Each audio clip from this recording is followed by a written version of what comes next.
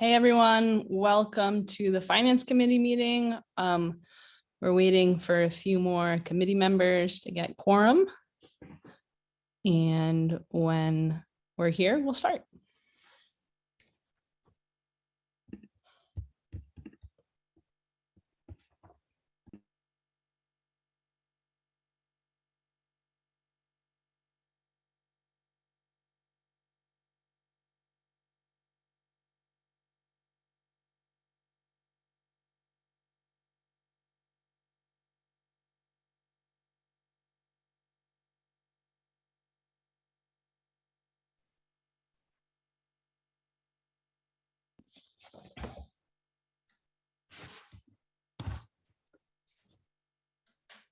Hi, George.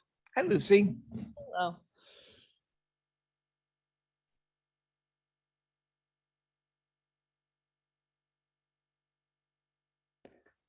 Oh, you're actually in person. I didn't know that was an option. Me? No, I'm down the street. I'm just on the town Zoom account. Oh, okay. Got it. Virtual meeting room. All right. I thought maybe it was in person too. We're almost there, George. We're going to be doing training with the committee chairs in the next month on how to run the system in the schoolhouse. Oh, great. Yeah. That'll be fun. Yeah, it's great. It's been great seeing people in the council meetings, and planning commission and ASCC are back now. So it's good. Looks like you have a quorum, Lucy. Yep, looks like we have a quorum. So thank you everyone for joining us for this meeting of the Portola Valley Finance and Audit Committee. We are going to get started. Thank you, committee member Michelle Takai, for acting as secretary of this meeting. And we are going to do a roll call, and we're going to combine this with our icebreaker exercise, please. So I'll start calling on myself. Lucy Neely, present. And I'd love it if everyone could share after their roll call presence one thing that they can feel grateful for today. So today I am feeling grateful for kindness. And how about committee member Savage? Are you here? I am here, and I'm feeling grateful for a beautiful, warm afternoon. Excellent. Jason Pressman, how about you? Oh, can't hear you. I'm here, but I'm muted. I'm going to say that I'm feeling grateful for the wonderful trees we have in Portola Valley. I went for a walk earlier today and was just, as always, struck by the beauty of our oaks. Excellent. Committee member Kasani. Hey there, we can't hear you either. How's that? Yep. Okay, great. I'm grateful for my mom today. She's been battling some illness, and I saw her this morning. She seems to be doing better, so I'm grateful for that. Nice. And committee member Takai. Yeah, I'm 5 weeks out from knee surgery, and I'm grateful I can walk. Excellent. Without much pain. I'm also grateful you can do that. Are we missing any committee members that are here? Ken missing? Yes, we are missing Ken And Bill. Bill. I just meant, are they here? And I don't see that. Is Bill back on the committee?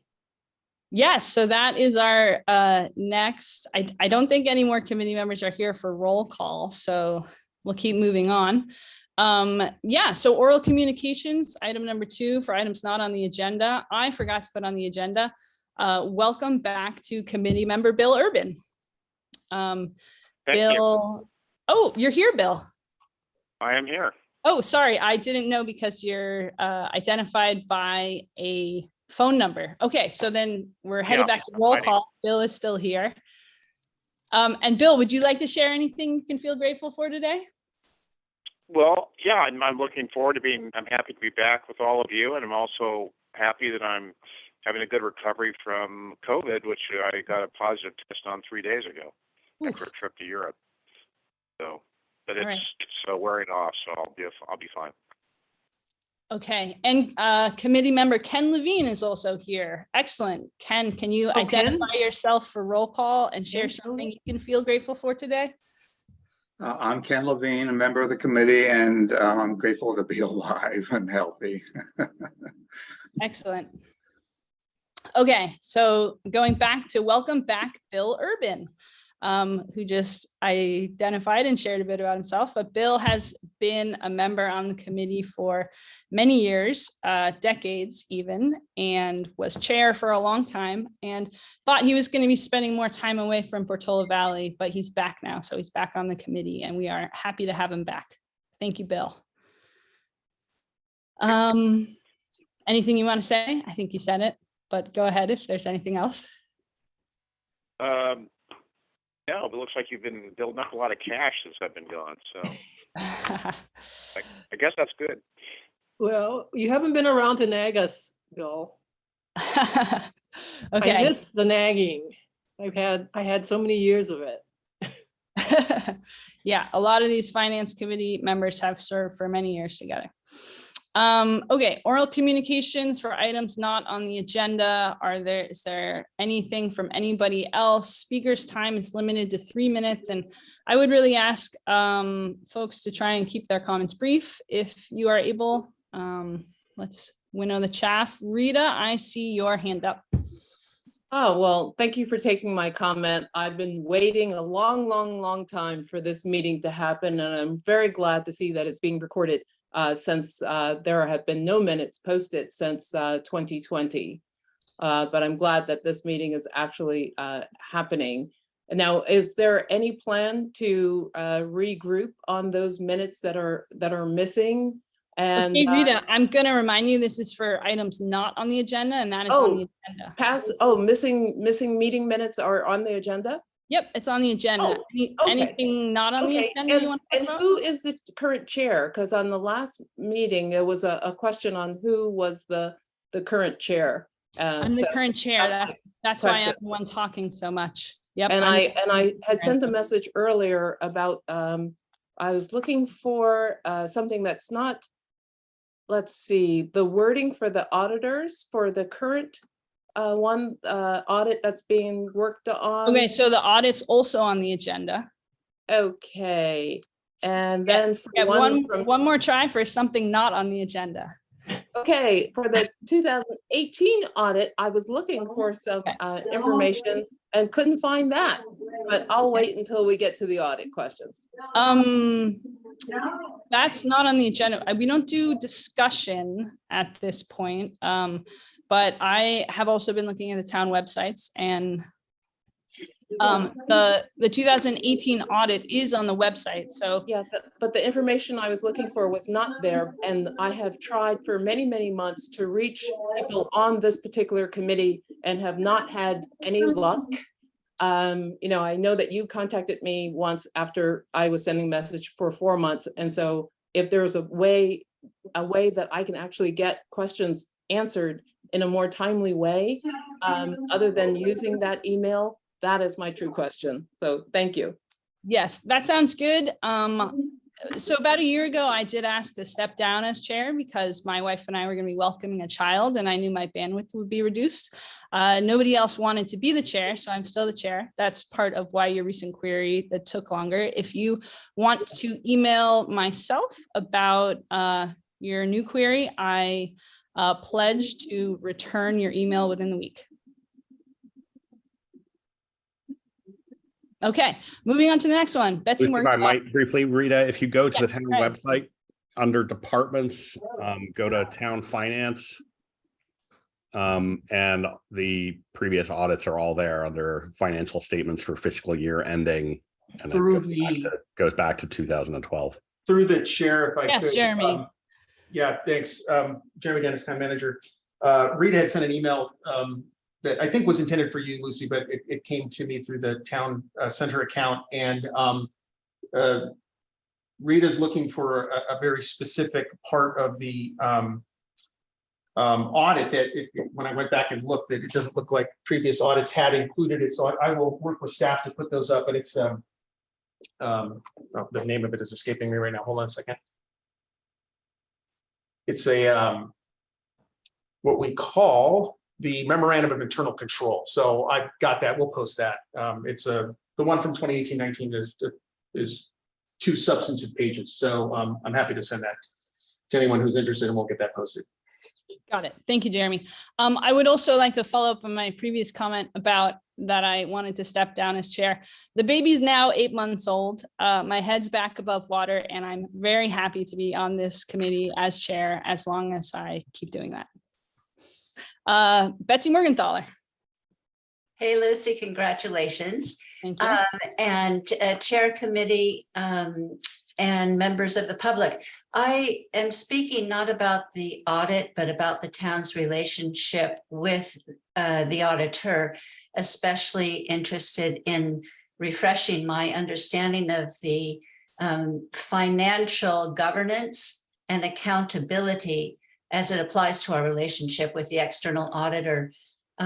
Specifically what the pattern of town council independent engagement with the auditor might be, and whether or not the town makes use of, establishes its finance and audit committee as their independent intermediary to communicate with the auditor.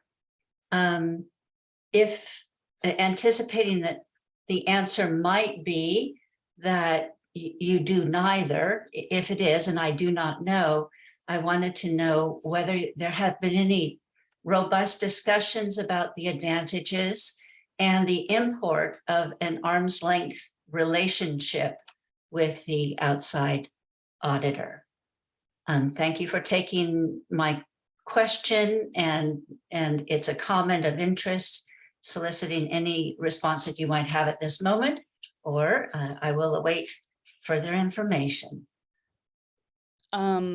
Thank you. Can somebody remind me, is this a time for back and forth and answering questions, or is it more just one way? I can answer you traditionally that it is one way, Okay. but sometimes I know that people make exceptions. And if this is not the time to discuss this, it's been hard to find a time to interact with the committee about an outstanding audit. I notice that there's a lot of community-wide interest about it, and I thought you might want to take the opportunity to address such a question. And so I gave you the invitation. Thank you. Thank you, Betsy. I would like to point out that Grace Zhang is here today. She is, she just waved. Grace is our lead on from the audit firm. And when we realized there is this great community interest and there would be people here, it seemed like a good idea to bring Grace in to this meeting, and we're grateful that she could be here. And I did have an independent conversation with Grace yesterday.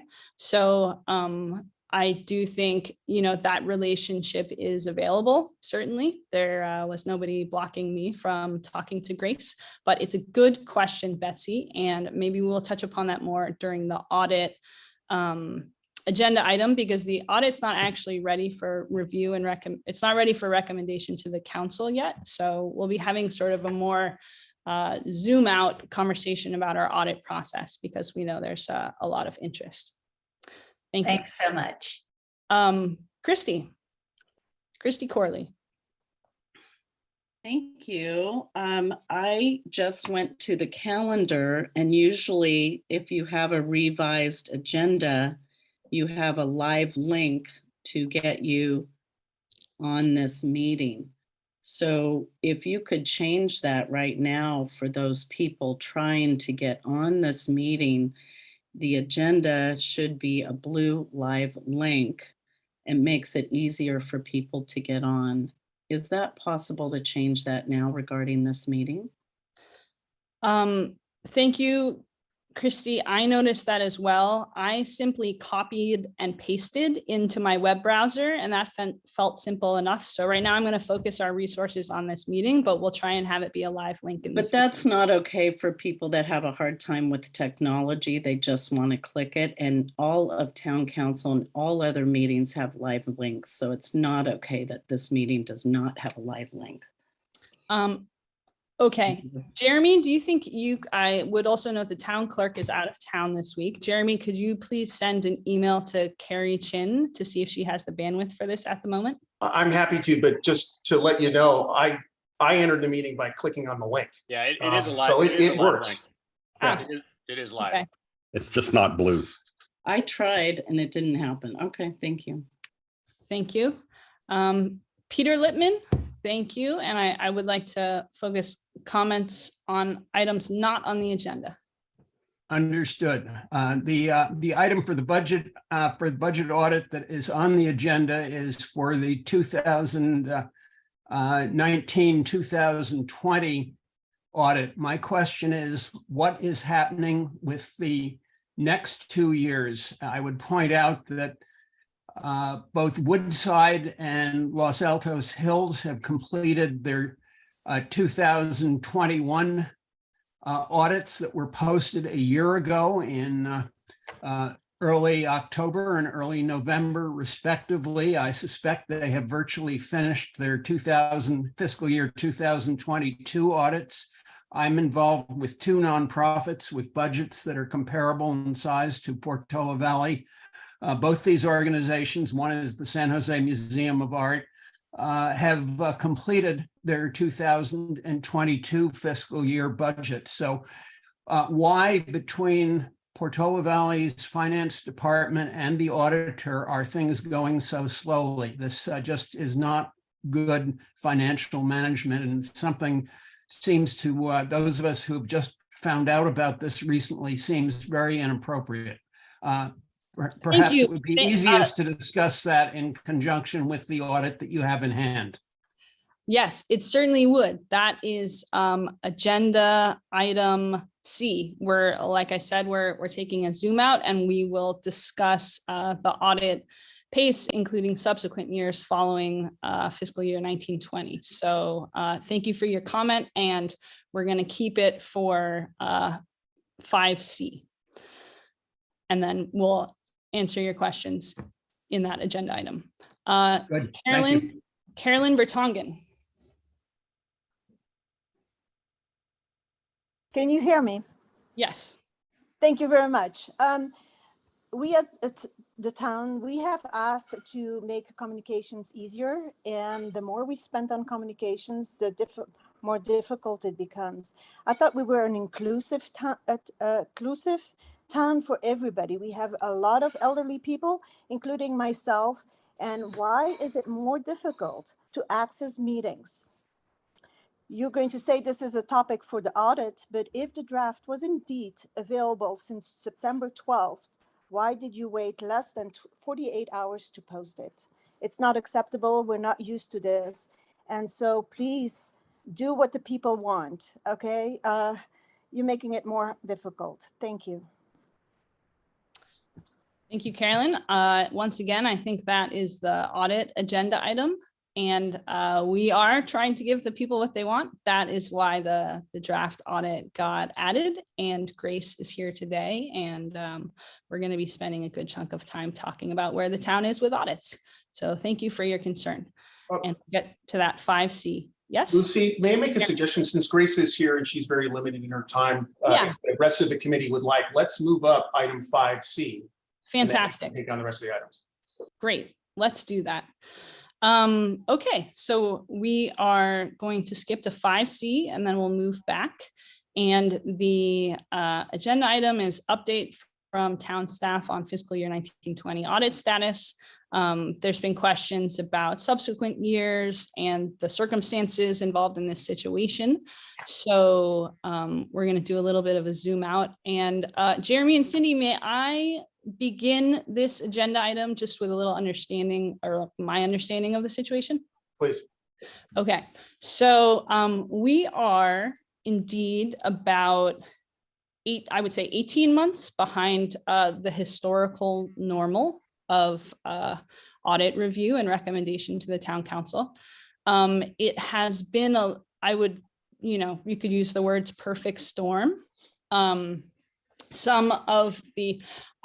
spent some time over the last 2 days reviewing all of the agendas and minutes from the last 5 years to make sure I had all this chronology correctly. And if you look at it, it makes sense. It makes sense to me, and I'll just share my understanding. And I've also had a lot of independent conversations with different people to get their perspective on this situation. When we had a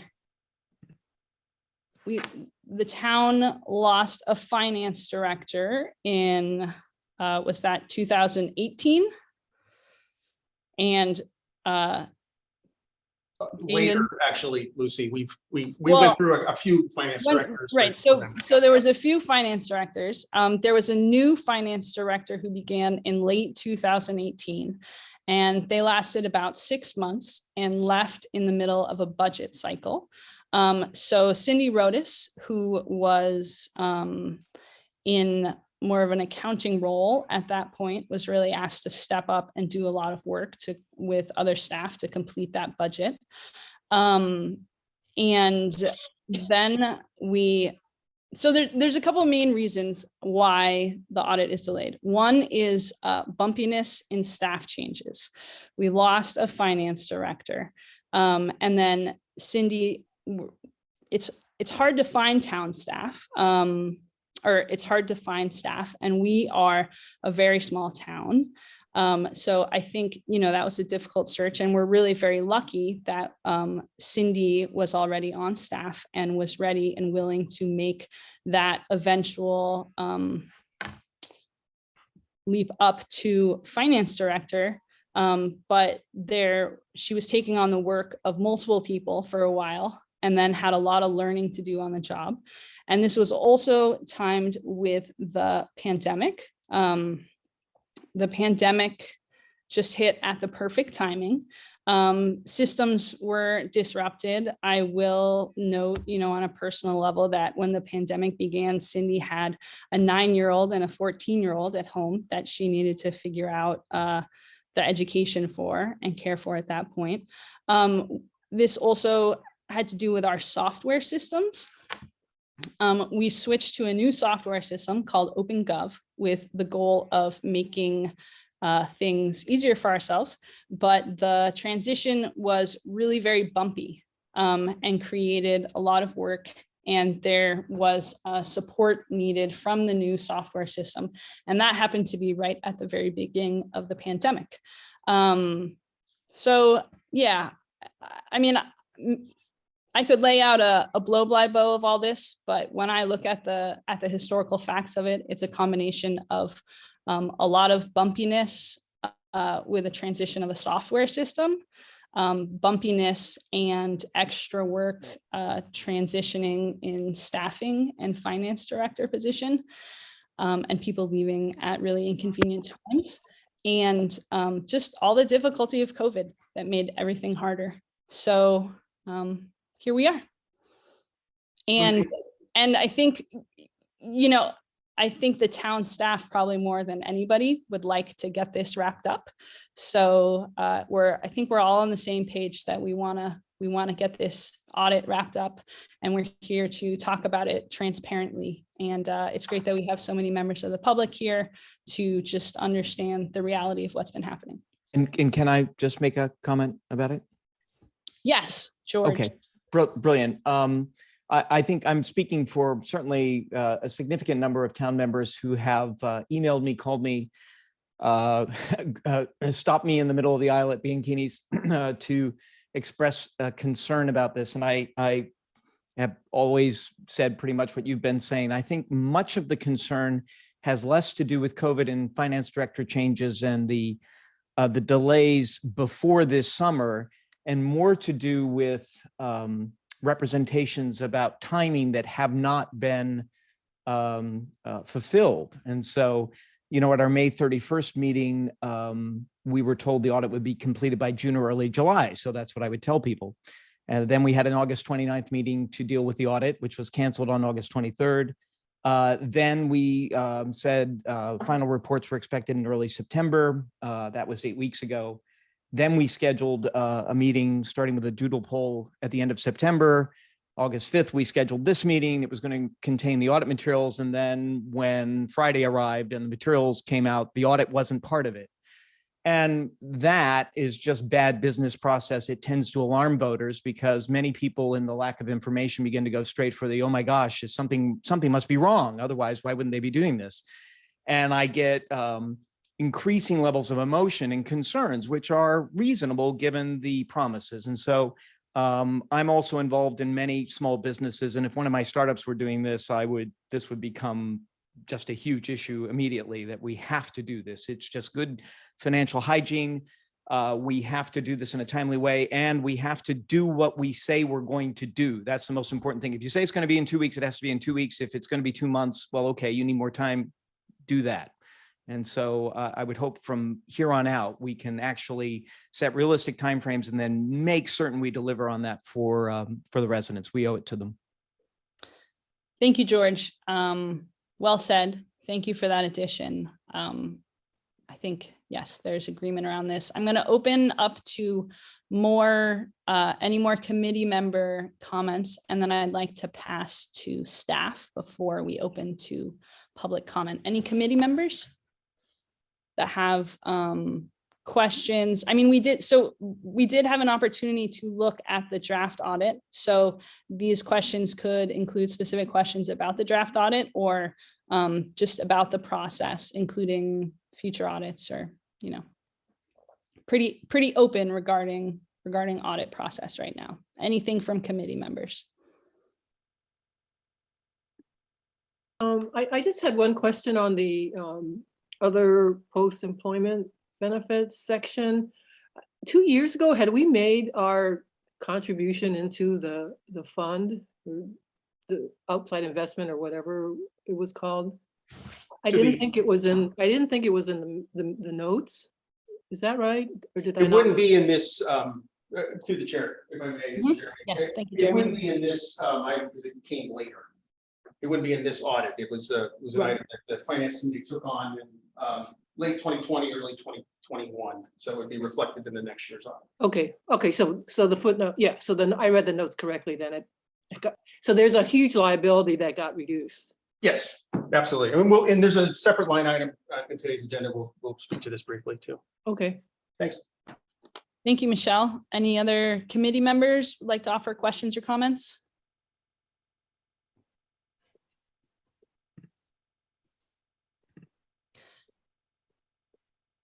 Going once? Twice? Okay. I'm gonna now pass the floor to staff. That includes Cindy Rodas, Finance Director, Jeremy Dennis, Town Manager, Jim Sacco, a finance consultant that we have worked with, is also here, and Grace Zhang, as I mentioned, from Mays and Associates, is here, part of the auditing firm. So yeah, whatever any of you all want to share in terms of answering these questions, giving an update on the FY 19-20 audit that is coming in. Well, we have the draft, and then subsequent audits as well, please. Thank you. I'm happy to start if that's all right with everybody else. So get Jeremy Dennis, a Town Manager. First of all, I want to say thank you to all the commenters today. I think Lucy put it fairly well that there may not be a more eager group of folks to get this complete than my staff, myself, Grace, and Jim. And you know, it's certainly not a position that you ever want to be in where these kinds of things happen. And I appreciate, Lucy, you outlining some of the challenges we had, and I'd like to elucidate on one of them. There was a period of time in our finance department through spring of 2021 that Cindy was the only person there. We tried desperately to find people. We actually brought someone in at one point that did not work out well at all. You know, result of Cindy having to do what we're learning is something like 2.5 FTEs, full-time equivalent positions, did result in delays. So we're really happy that we're able to start closing the book on some of these things, so to say. George, I really value your comments.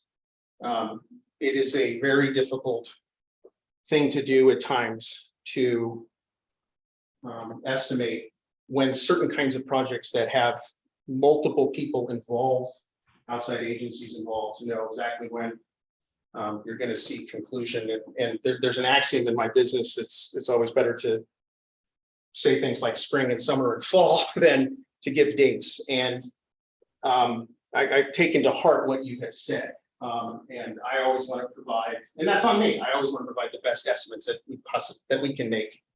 And, you know, as we're learning over the last couple of years, it's the increase on staff's attention and time in the myriad ways that we've never even anticipated just a few short years ago have changed. You know, we're not as nimble as I would love to be a startup and be that nimble, George. And if you got any money you want to send my way, happy to take it.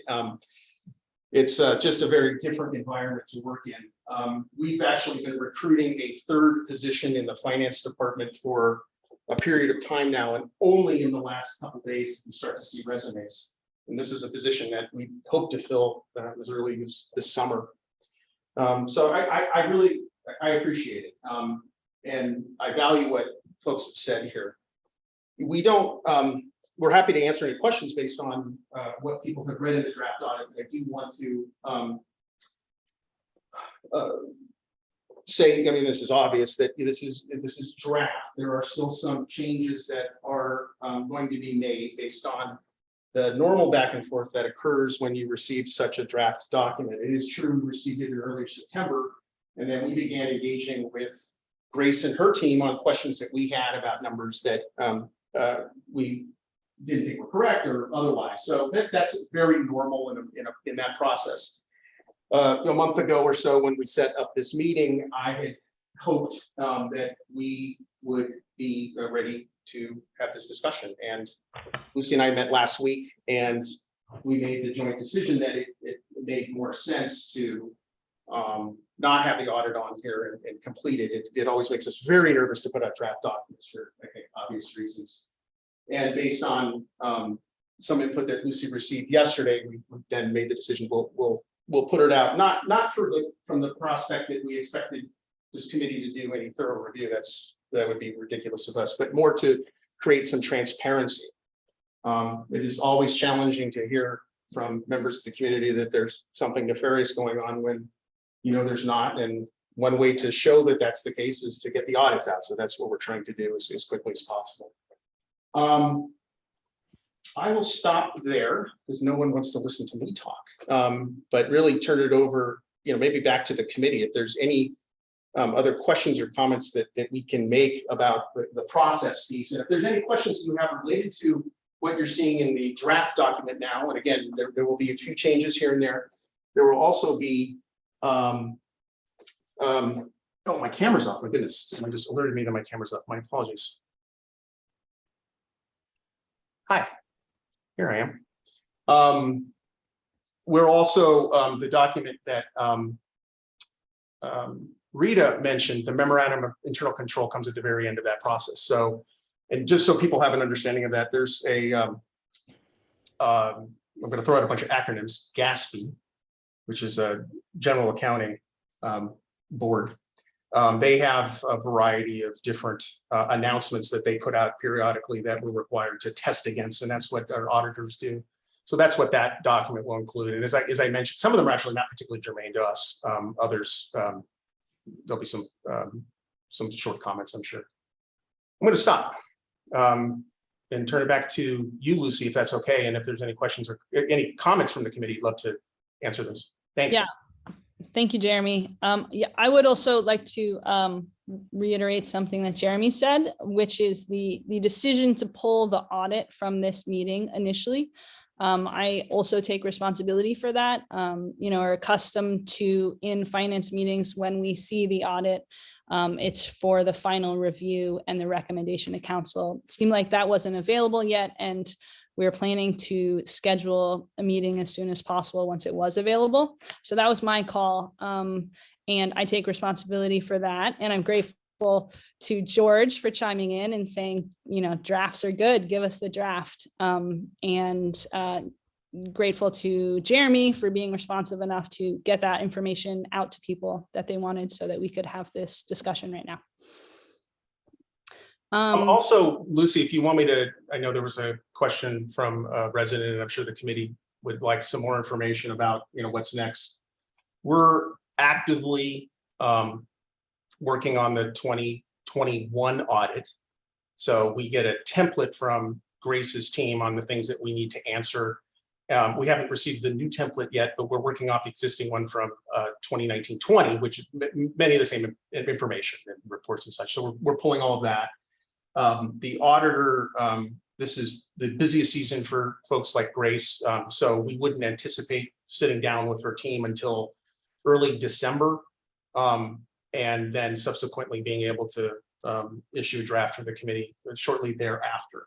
I'd like to take a page from that notebook and say probably winter is a better way to say that, but I'm feeling optimistic about that timeframe that I laid out, which would basically put us in line with where everyone else is right now. The audit for this year, excuse me, for last year, for 21-22, some organizations actually don't use an independent auditor. They do it themselves. Woodside's a good example. They actually do that in-house. Others use auditors. And you can see cities will start issuing those reports around this time. I've seen some as early as November, December, January, February, March. That's how they tend to come out. So I would anticipate that we're at the far end of that time frame. So I wanted to make sure that I addressed that. May I say something? Yes, please. Yeah, by way of response, thank you for the explanation. Really appreciate that. I would urge us in future when we schedule something though, or we have a date, we keep it and then we report on whatever the status is, right? So if we've told everyone we're going to have it, we're going to review it, it's agendized. If there are draft materials, we release the draft materials together with the comments on, look, this is why this isn't ready for prime time. Please don't hold us to this. Here are the issues we're facing on staffing. This is why my earlier projection didn't work out. And that way it's all out there. When we talk about it, all the residents see it, and I'm able to shop for groceries without problems. I have been down that road myself, sir, so I totally get that. And, I want this to be taken in the spirits intended. We have put out information in the past about this, and everyone dips into what what people see and what people read. And, to your point, earlier point, George, I think that there were timeframes that certainly would cause some confusion for people, but we'll continue to do that in the most transparent way possible. That's great. That'll help. Thank you, George, for your contribution there. Opening back up to any other comments or questions from committee members.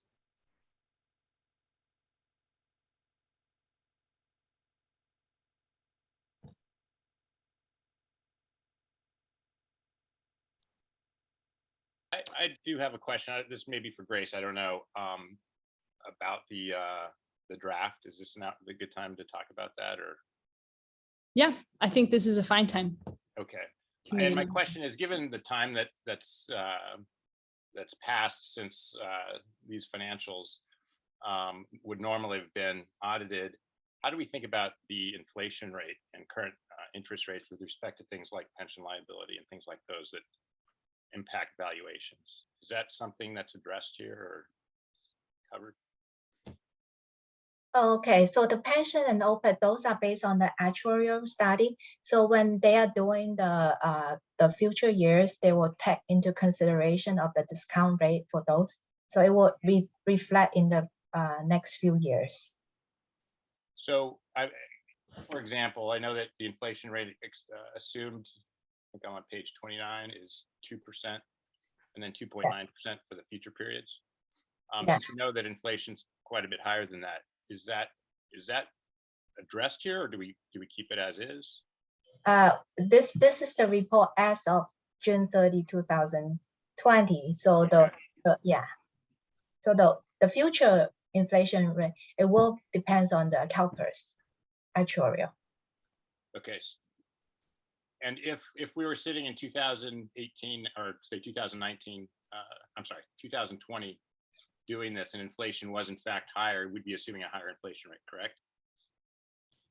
Yeah, so the one for FY20 is actually as of measurement there 2019, and the valuation is based on 2018. So it's literally when the actuarial study do the pension liability, it's almost 2 years late. So yeah, so it's but okay, thank you. You're welcome. If I might just add something. Yes. So Stephen, I know you haven't been through a lot of this CalPERS stuff, but it's extremely frustrating because CalPERS, as Grace was saying, they release their own data kind of 2 years in arrears. So by the time we even find out what CalPERS thinks we owe, the data is 2 years old. So we won't probably see the effect of increasing inflation rates in the CalPERS estimates of our liability until like 2023, 2024, because they report to us 2 years late. Okay. And then we fold it into our financials at that point. And it's not typical to make our own adjustments based on what we know to be. Yeah, I mean, their calculations are kind of picking numbers out of the air anyway. Right. And so there's not really any point in us like creating fake numbers on top of that. So we typically haven't. Typically wouldn't have been a problem, right? We've had such low inflation for so long, but okay, understood. Thank you. Thank you, Craig. Any other committee member questions or comments on this very important item? Okay. Cindy, anything you want to share, or Jim? I don't know if maybe I'm stretching here, or Grace, if you want to throw in any, comments. Thank you for being here, Grace. But Cindy, back to you. Anything you want to share? Again, just to kind of reiterate, the struggles that we've had within finance department, and just the structure, the overall changes, but there has definitely been a connection, an ongoing connection and communication between staff and Grace and our auditing firm and their team. We do have that direct line of communication. Again, with staffing issues, it has been difficult to meet deadlines and dates that we have initially laid out, just based on priorities and based on different things that are happening at the time.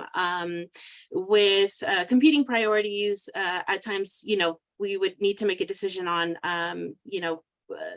taking into account budget over audit, or making those decisions at the time. But again, the communication has been there. It's been great working with Grace, and going through all of the different obstacles that we faced over the past few years. So we're definitely getting on the right track. We are getting through those learning curves, establishing those new systems, working through with OpenGov and updating the different transparency portals, and getting to where we always envisioned that we would be. So we're heading on the right track. We are we're openly looking for recruitment, getting more staff and more resources in to tackle all of these community needs and the town needs. Grace, I'm wondering if allowing for all the staffing issues, creating the timing issues, are you at this time aware of any material deficiencies, or are things looking more or less on track? Oh, yeah. Thank you for asking. Yeah, it's just like Chair Natalie mentioned, it's just very unfortunate. Town is just get hit in a perfect storm with all the combination of stuff. So we have been trying to conduct the audit since back in early 2021, and just unfortunately facing a lot of staff shortage on the town side. So in my conclusion is that we would rather get into the audit and wrap up the audit when the town's financial is ready, with everything settled ready for us, instead of lingering around and just piecemeal doing one, because we have been trying to do it back in 2021, but at that time the financials are not ready. So it's just been lingering around for a long time.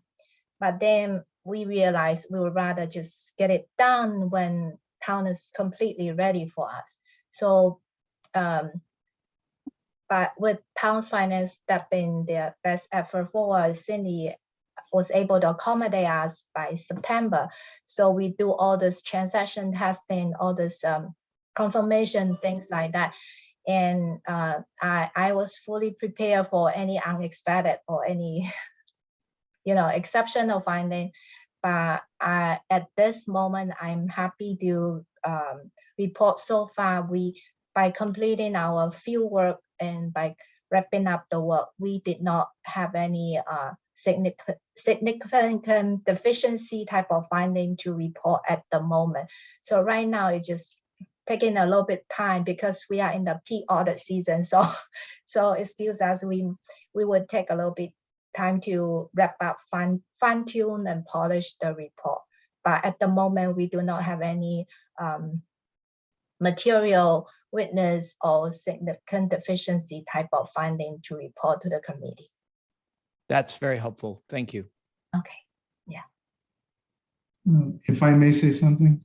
Yes, please, Jim. Oh, yeah, I just wanted to add too that, and you delineated everything well, but the software also involved a complete overhaul of the chart of accounts and a new budget process. So those two things were also part of the equation of creating delays and stuff. Thank you, Jim. And thank you, Grace, for making the time last minute to be here to help answer our community's questions.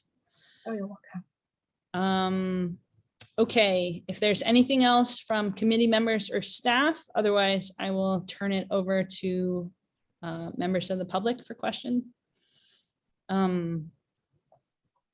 Okay, I have one thing actually. I think we addressed most of the oral communications related to the agenda, but the one thing we didn't address yet was the query of whether town council or the finance and audit staff want to have some kind of independent relationship with the auditing team.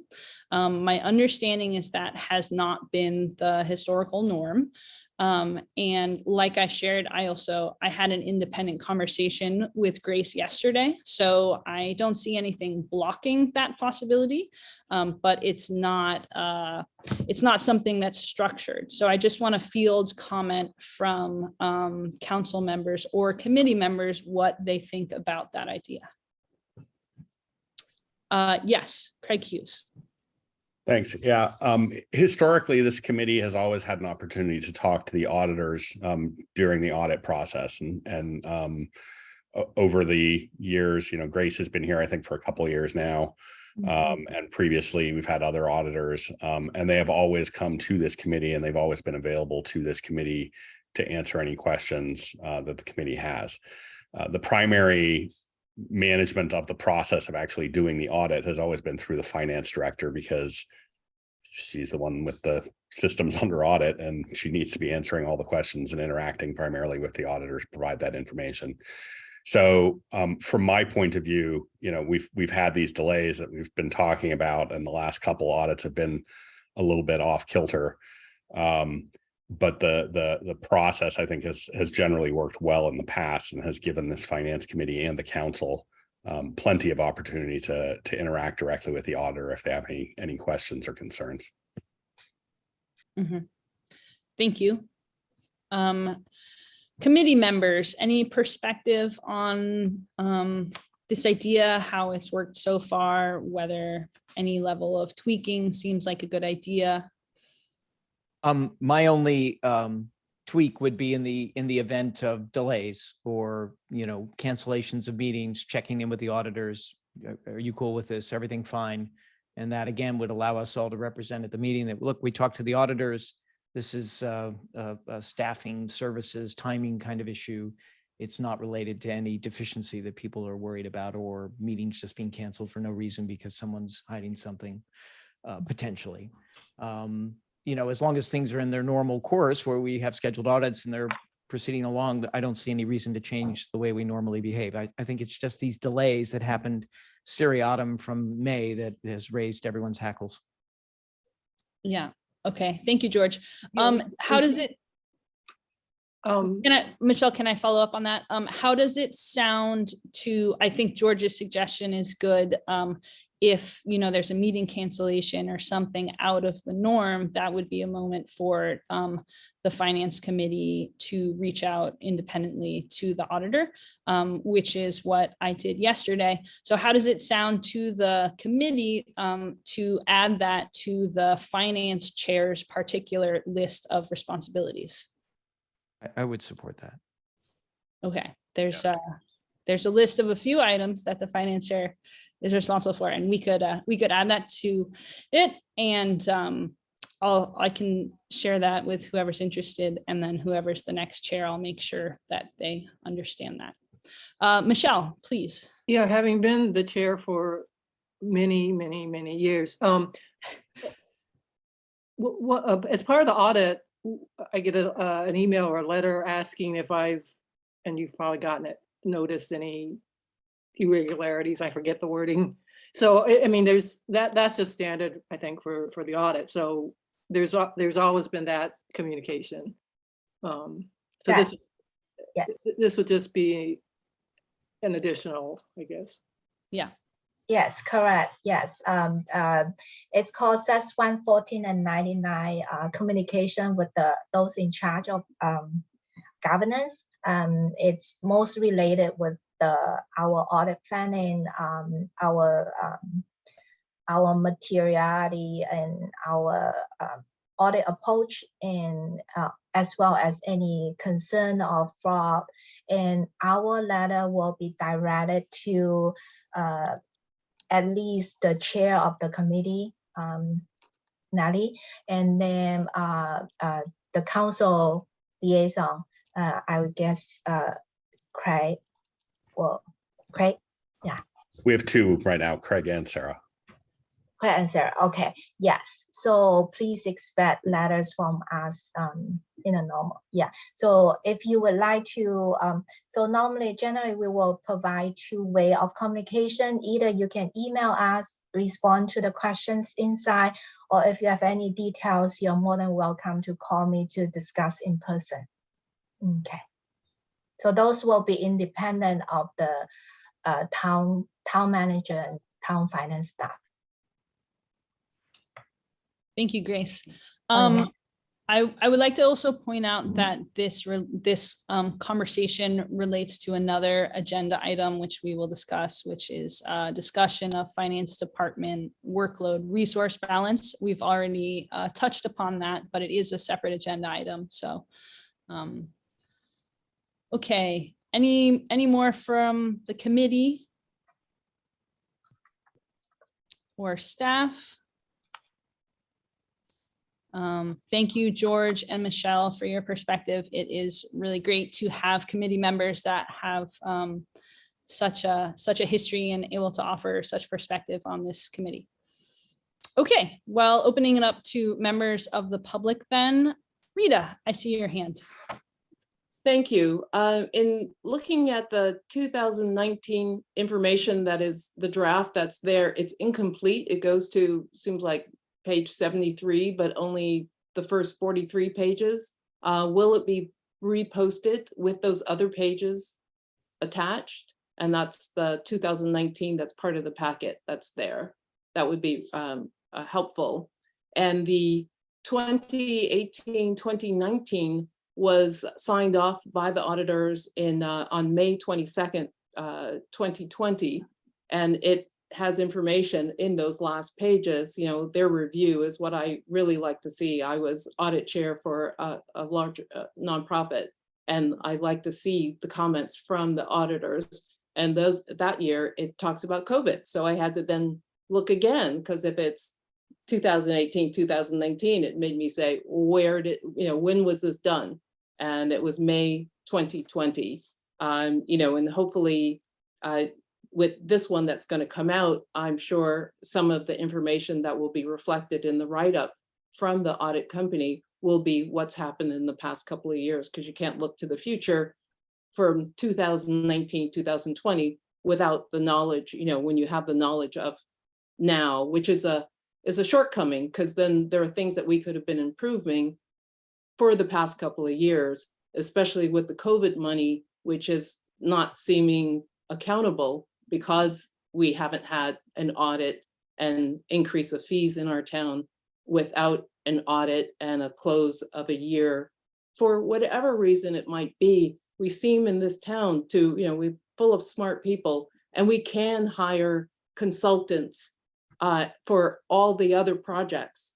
And how are we hiring then all those consultants for those other projects if we don't have financial clarity from last year and the year before that and the year before that?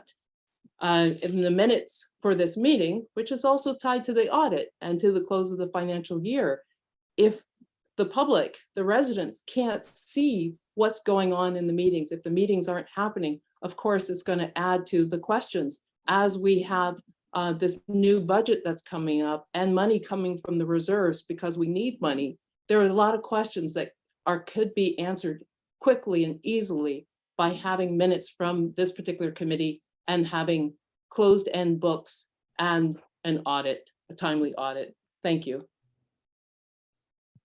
Thank you, Rita. We are in agreement. Jeremy, was there a portion of Rita's comment that you wanted to respond to? Yeah, just to the initial comments related to posting materials. So as soon as staff and Grace and her team have wrapped up the audit, we will reach out to the committee to schedule a meeting. I'm anticipating other meetings or combinations thereof of the finance committee. There's a couple items here that touch on that as well. So it may be germane at that time to talk a little bit about timing as such. But yes, we will absolutely post when we've got a final draft. Thanks. Yes, this audit will come back to another finance committee meeting for a final review and recommendation to the town council. Peter Lipman, I see your hand. Yes, thank you. And thank you, George, for your comments. And this largely builds on the comment that if this were a private company you were involved in and the audits were 3 years behind, you'd be very concerned. I appreciate having spelled out some of the difficulties with the new system and staffing problems that were several years ago. But what I heard was that we hope to have the fiscal year 21 budget done by sometime this winter. But what about the fiscal year 22 budget that closed in June, which our counterpart cities like Woodside and Los Altos Hills are presumably working on because they finished their 21 budgets a year ago, their 21 audits a year ago. What needs to be done to get us back on track of responsible financial reporting similar to the nonprofits I work with in the nearby towns? It seems to me either the town needs more staff, or I don't know how long the town has worked with the present auditor. It's good to change auditors every few years just to get new perspectives. And it's also common practice, considered best practice, to have a separate audit committee that is separate from the finance committee and of course from the town management. I really feel that something is not working well for the town, and I'm not close enough to know what the answers are, but how do we get back on track so that at this point next year, we are looking at the results from the FY23 fiscal year, not several years earlier? Thank you.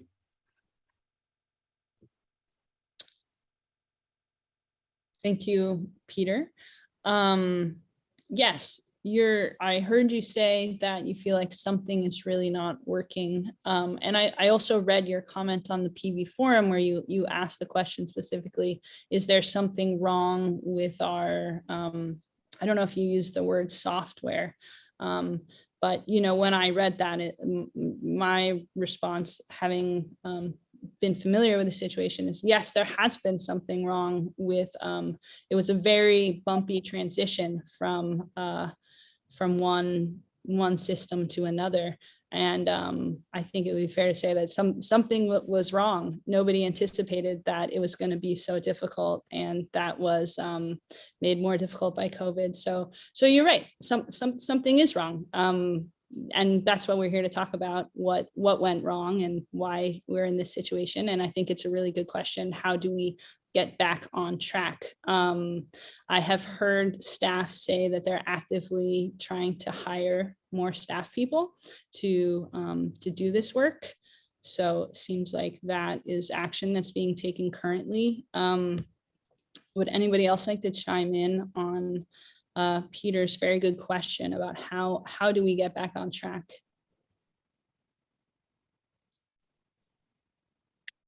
I'd like to do that, Lucy, and it's really Ken Levine speaking, right? right, a member of the committee, and agenda item 5D was intended to do that, and so it's 5D is designed to address the issue of what can be done to solve the problem of our being extremely late. And so I don't know if you want to move that up and talk about that next or not, but that's really the answer to Peter's question. Yeah, thank you, Ken, for making that connection. And yeah, we will discuss that next. I see a few more hands from the public, so we'll get to those, and then we will move on to 5D because it is so related to this agenda item. Betsy Morgenthaler, see your hand. Thank you, Lucy, Chair and committee. I really want to, first of all, commend the town and staff for the fact that we have an external auditor, and so that's a big plus. I think my point is, in order to get something out of an external audit, I think we want it independently managed.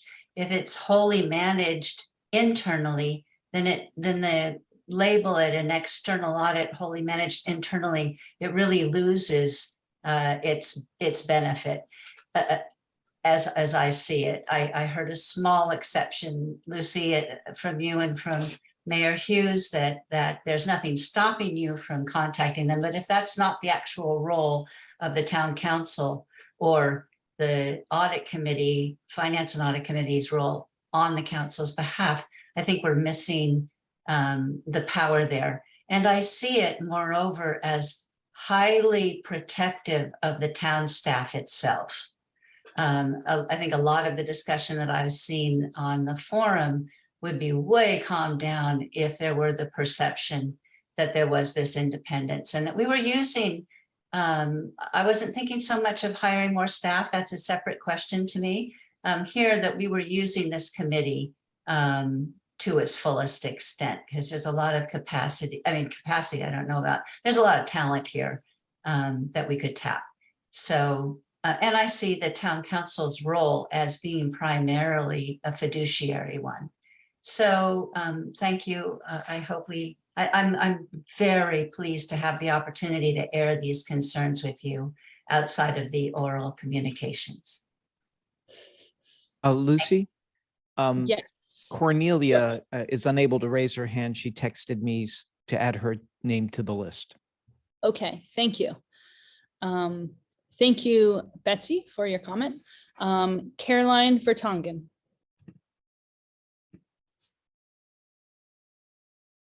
Caroline, if you are speaking, we cannot hear you. I think you're on mute. Okay, gonna move to Mary Hufty for the moment, and Caroline, we can come back to you. Hi. I'm picking up on what Peter said, because that was what I was trying to get to, whether it would have helped all of us out in this difficult period to have had a separate audit committee and to have a separate audit. It sounds like Lucy's job is enormous, and she just took on now to be the audit committee all by herself. generally it's considered good practice in business to have a separate audit committee, so that the finance committee doesn't get the allegation of being of playing both judge and judger. So I have raised that a couple of times, and people have said, oh, well, towns don't do that. And I'm looking at public sector audit committees on Google very happily, and it looks like it's quite common practice. And it would give somebody besides the finance committee, I would give a stronger position for the finance committee, and it would give a stronger position for the town staff, somebody to rely on when they get into these problems with staffing, et cetera. Question to be asked, and more people to help them, I thought. Thank you, Mary. Cornelia, would you like to speak? My apologies for no picture, but it's a terribly bad hair day. I would like to just echo the comments that Betsy's made and Mary's just made. I think we all know that the temperature in the town is very, very high. And, you know, I'm a chartered financial analyst and also have another finance degree. I've also been on a not-for-profit and was the head of the audit committee for that. And I think it's really critical as a town, both because it will just engender a lot more trust here if there is a separate subcommittee of the finance committee comprised of 3 members that is considered the audit committee. And a couple of pieces that go along with that. It is common to change auditors every 3 or 4 years. It's best practice so that you make sure there are no conflicts of interest, although I will say Grace seems extremely competent. I agree with Betsy's comment in that it's very protective of town employees. And I think that's important here where, you know, everything gets blown up into a big, huge issue. And I regret that that happens. But, you know, it seems like there's a lot of distrust on both sides. And I think that would take stress off of people, off of staff, off of Jeremy, if that were the case. The other thing that I think is very important to have is a separate meeting every year with no town staff, with the auditors. I met every year with our auditor. And the reason for that is because usually it is the town staff who has hired the auditor. The auditor, of course, wants to keep the job. And, you know, if they go to every meeting, it's difficult for them to bring up any issues that might not rise to the point of putting it in a letter. But it's also much better for people on the audit committee to be able to ask every possible question they have without somebody on town staff feeling like they're being suspected of something. The responsibility of an audit committee is really to do due diligence. That's their job. But it's not a job to just automatically make somebody feel attacked or suspected. If they have that meeting once a year, then they can really go through things thoroughly and assure themselves and the town that they have done so. And the last point I would like to make is I think, you know, this town has also had a situation where we did have funds that were misused, not by the town, but by Superintendent Hanratty about 10 years ago. I don't know if Jeremy was even here when that happened. I can't remember the exact timing. But he skimmed off, I think, about $100,000 off the top. And that's because the right procedures really weren't in place and people weren't looking at the financials with the same kind of due diligence, I think, that we need to do here. I absolutely am not impugning anybody here. I think highly of Jeremy and wouldn't expect something like that to happen. But you just never know. And so if you have the right procedures in place, it heads off something like that. Thank you. Thank you, Cornelia. Caroline Bertongen, another chance? Thank you so much. Can you hear me? Yes.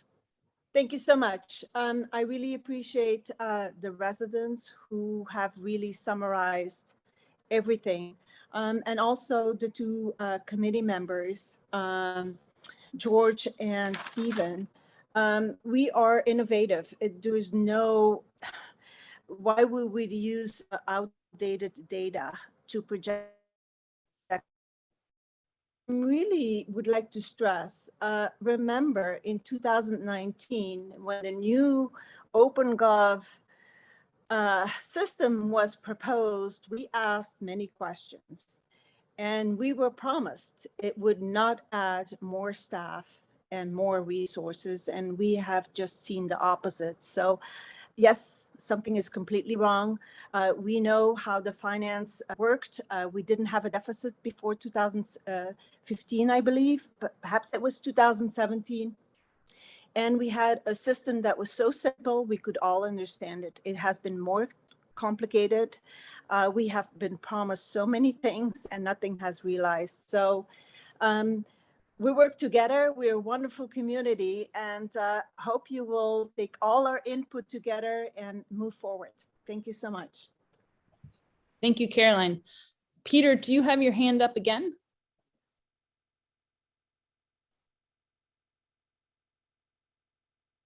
Nope. Peter Lippman. Okay.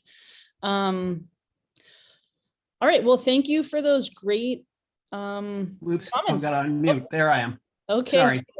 I just wanted to follow up on Cornelia's comments about a independent audit committee, which to me, particularly with the level of issues with the town at present, would seem to me like an appropriate idea to consider very seriously. I've been on 2 audit committees, chaired one of them, and just wanted to make the observation of a couple of principles of an independent audit committee. The audit committee is responsible for finding the audit firm, not the town staff, not the organization staff. Secondly, the chair of the audit committee and the majority of the audit committee, at least the ones I worked on, were specifically not members of the finance committee. There were members of the finance committee on the audit committee, but the audit committee was independent from it and met directly with the auditors to have the initial draft of the audit presented. So there are some really potentially useful things if there's an independent audit committee. That's all I have. And thank you guys for taking on what seems to me like a huge job. I've never been involved in an audit of a town before. It's complicated, although the total numbers are similar to the ones that I've dealt with. Thank you. Okay, thank you, Peter. And thank you to all the members of the public for being here today and taking this interest, and for your good comments now.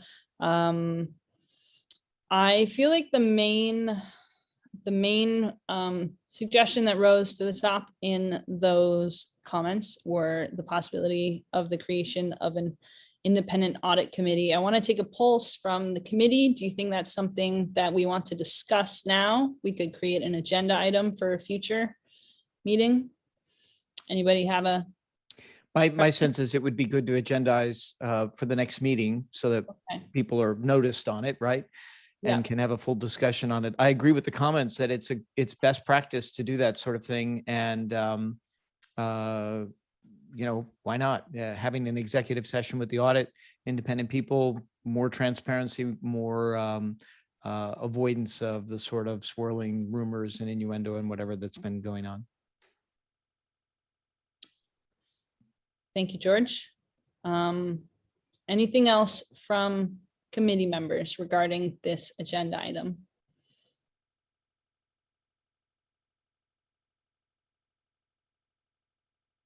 Okay, anything else from staff or from Grace? Grace, thank you for being here. If you want to offer any sort of closing commentary before you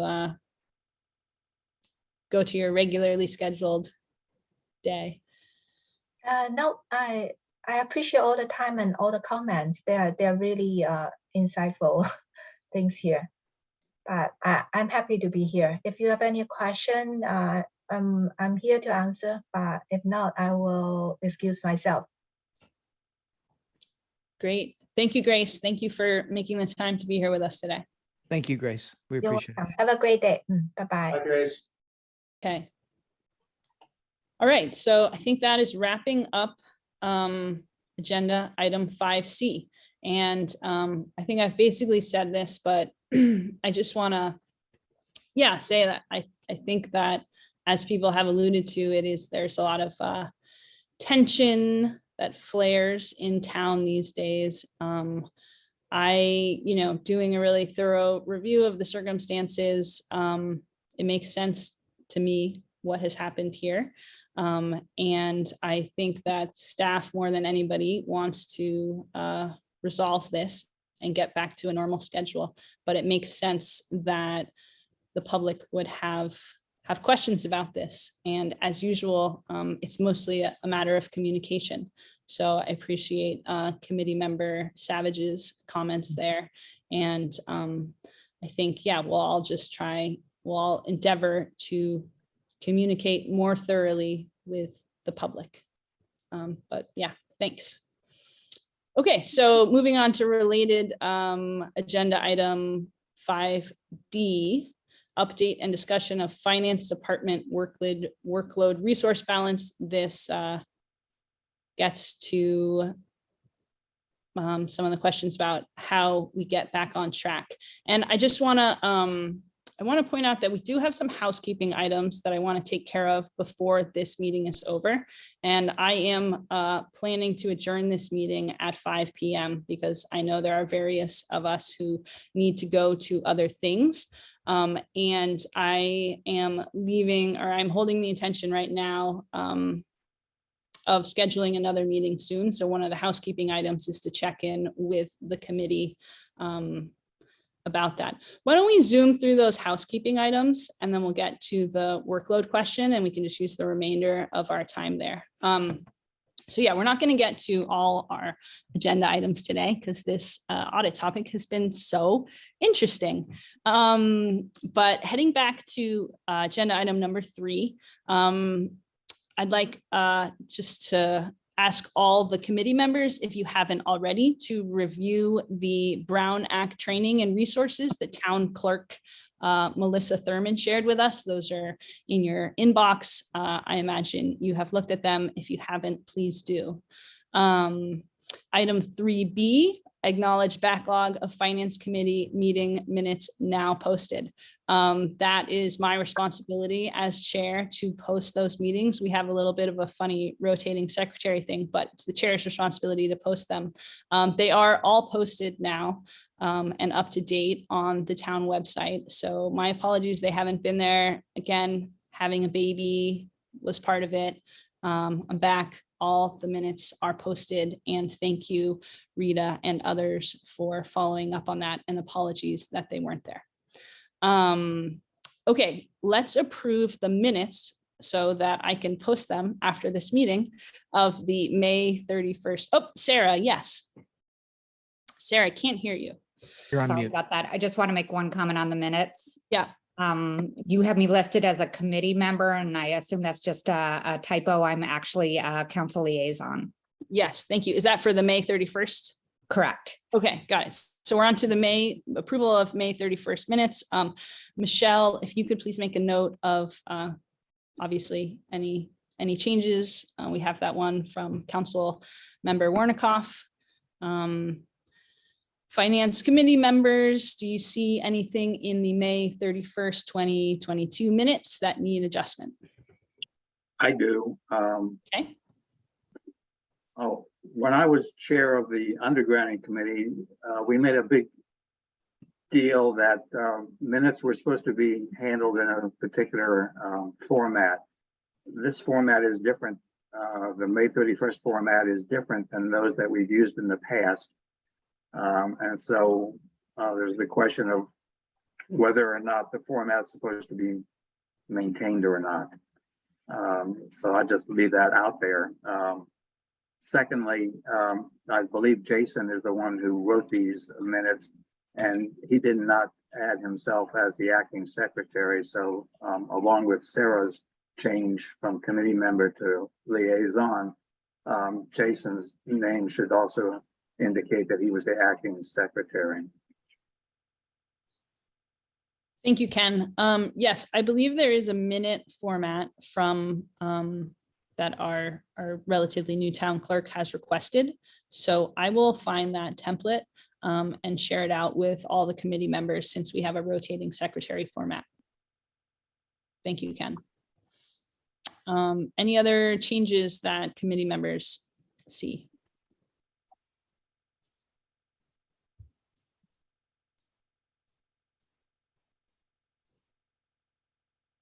Going once, twice, thrice. If anybody wants to make a motion.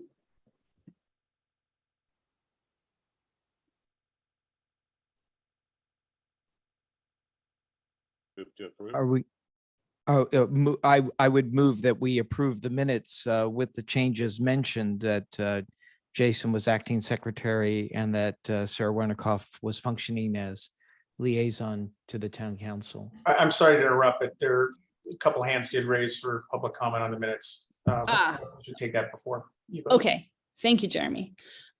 Christy, I see your hand, please. Yes, I'm noticing that these are all action minutes, and I'm wondering when you implemented the action minutes, and if action minutes were not implemented at a certain date, that we could have the full minutes, and then when it was advised that we go to action minutes, it changes to action minutes, because I like discussion and verbatim minutes. And we find that the public comments are not in action minutes, only our names. So other residents could never know what the public said unless they listen to the tape. So that's a concern of mine. So if we could, I think different committees can decide to do it differently. And it seems finances are very important, and the public would like their comments in the minutes as well. Thank you. Okay, thank you, Christy. Yeah, I think a lot of members of our committee are used to taking notes in a particular way from their professional experience. But we are hearing right now that the public, and these minutes are largely intended for the public, would like more detail. Rita, I see your hand. Yes, since these minutes are retro, memory fades, people fade, all kinds of things fade. Can we ask as residents that this particular meeting be recorded? If it continues to be a hybrid meeting, that it be recorded at least for the next year, so that we have some type of accountability, transparency. We're asking for this because until, however long that was updated, there were no minutes since 2020.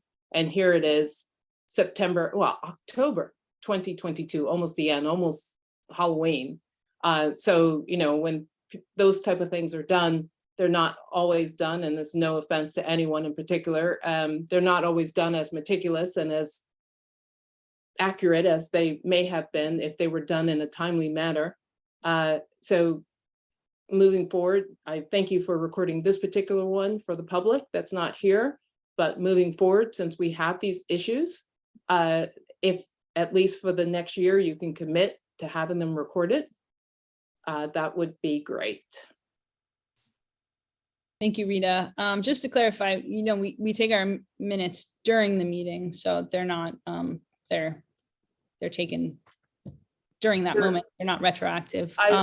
I'm sorry, but I've attended many of these meetings, and there would be questions about some of the minutes, and perhaps those have been updated, and perhaps they haven't.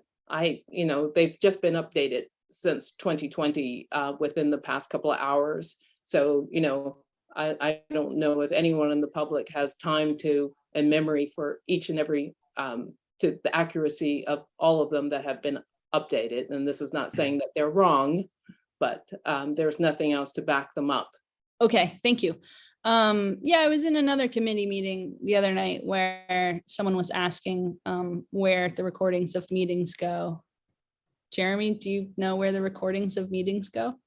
Yeah, we're setting up for all of the committee. So we've only recently started recording committee meetings. So we're going to be setting up a new frame for each of the committees to have those on there. But that's now our standard practice. And thank you, Mr.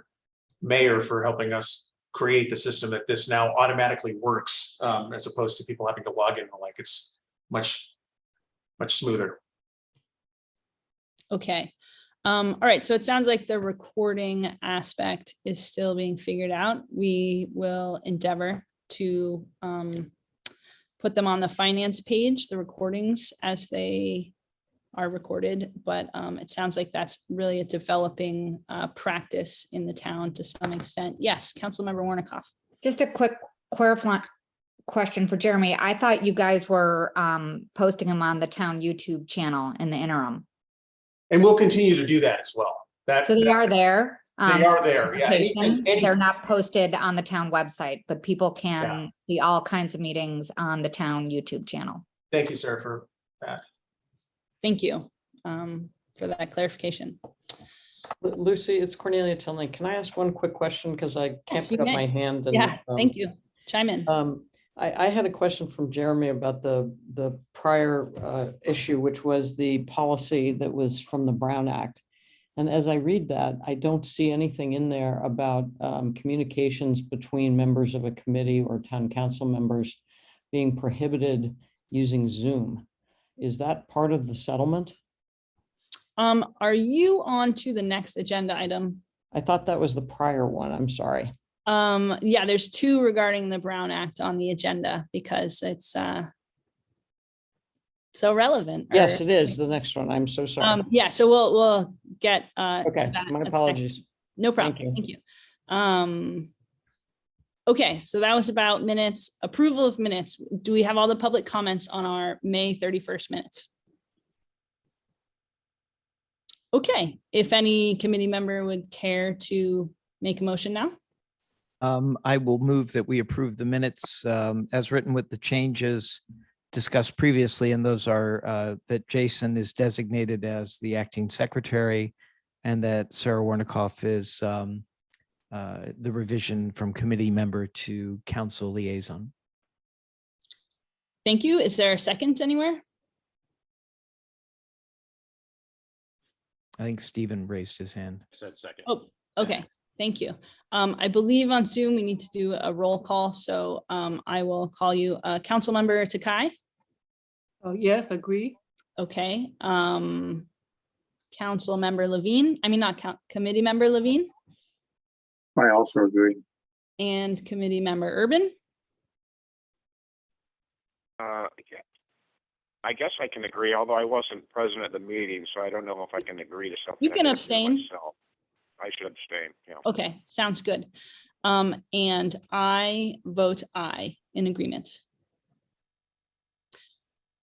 Do I need to ask the roll call for the members that have made the motion? No. Okay, thank you. There we go. Okay, now we are on to 5A, which is the agenda item Cornelia was referring to. This is accept the memo to commissions and committees regarding town text email policy. So this was included in the agenda packet. I am assuming that committee members were able to read it. I read it. I found it very interesting.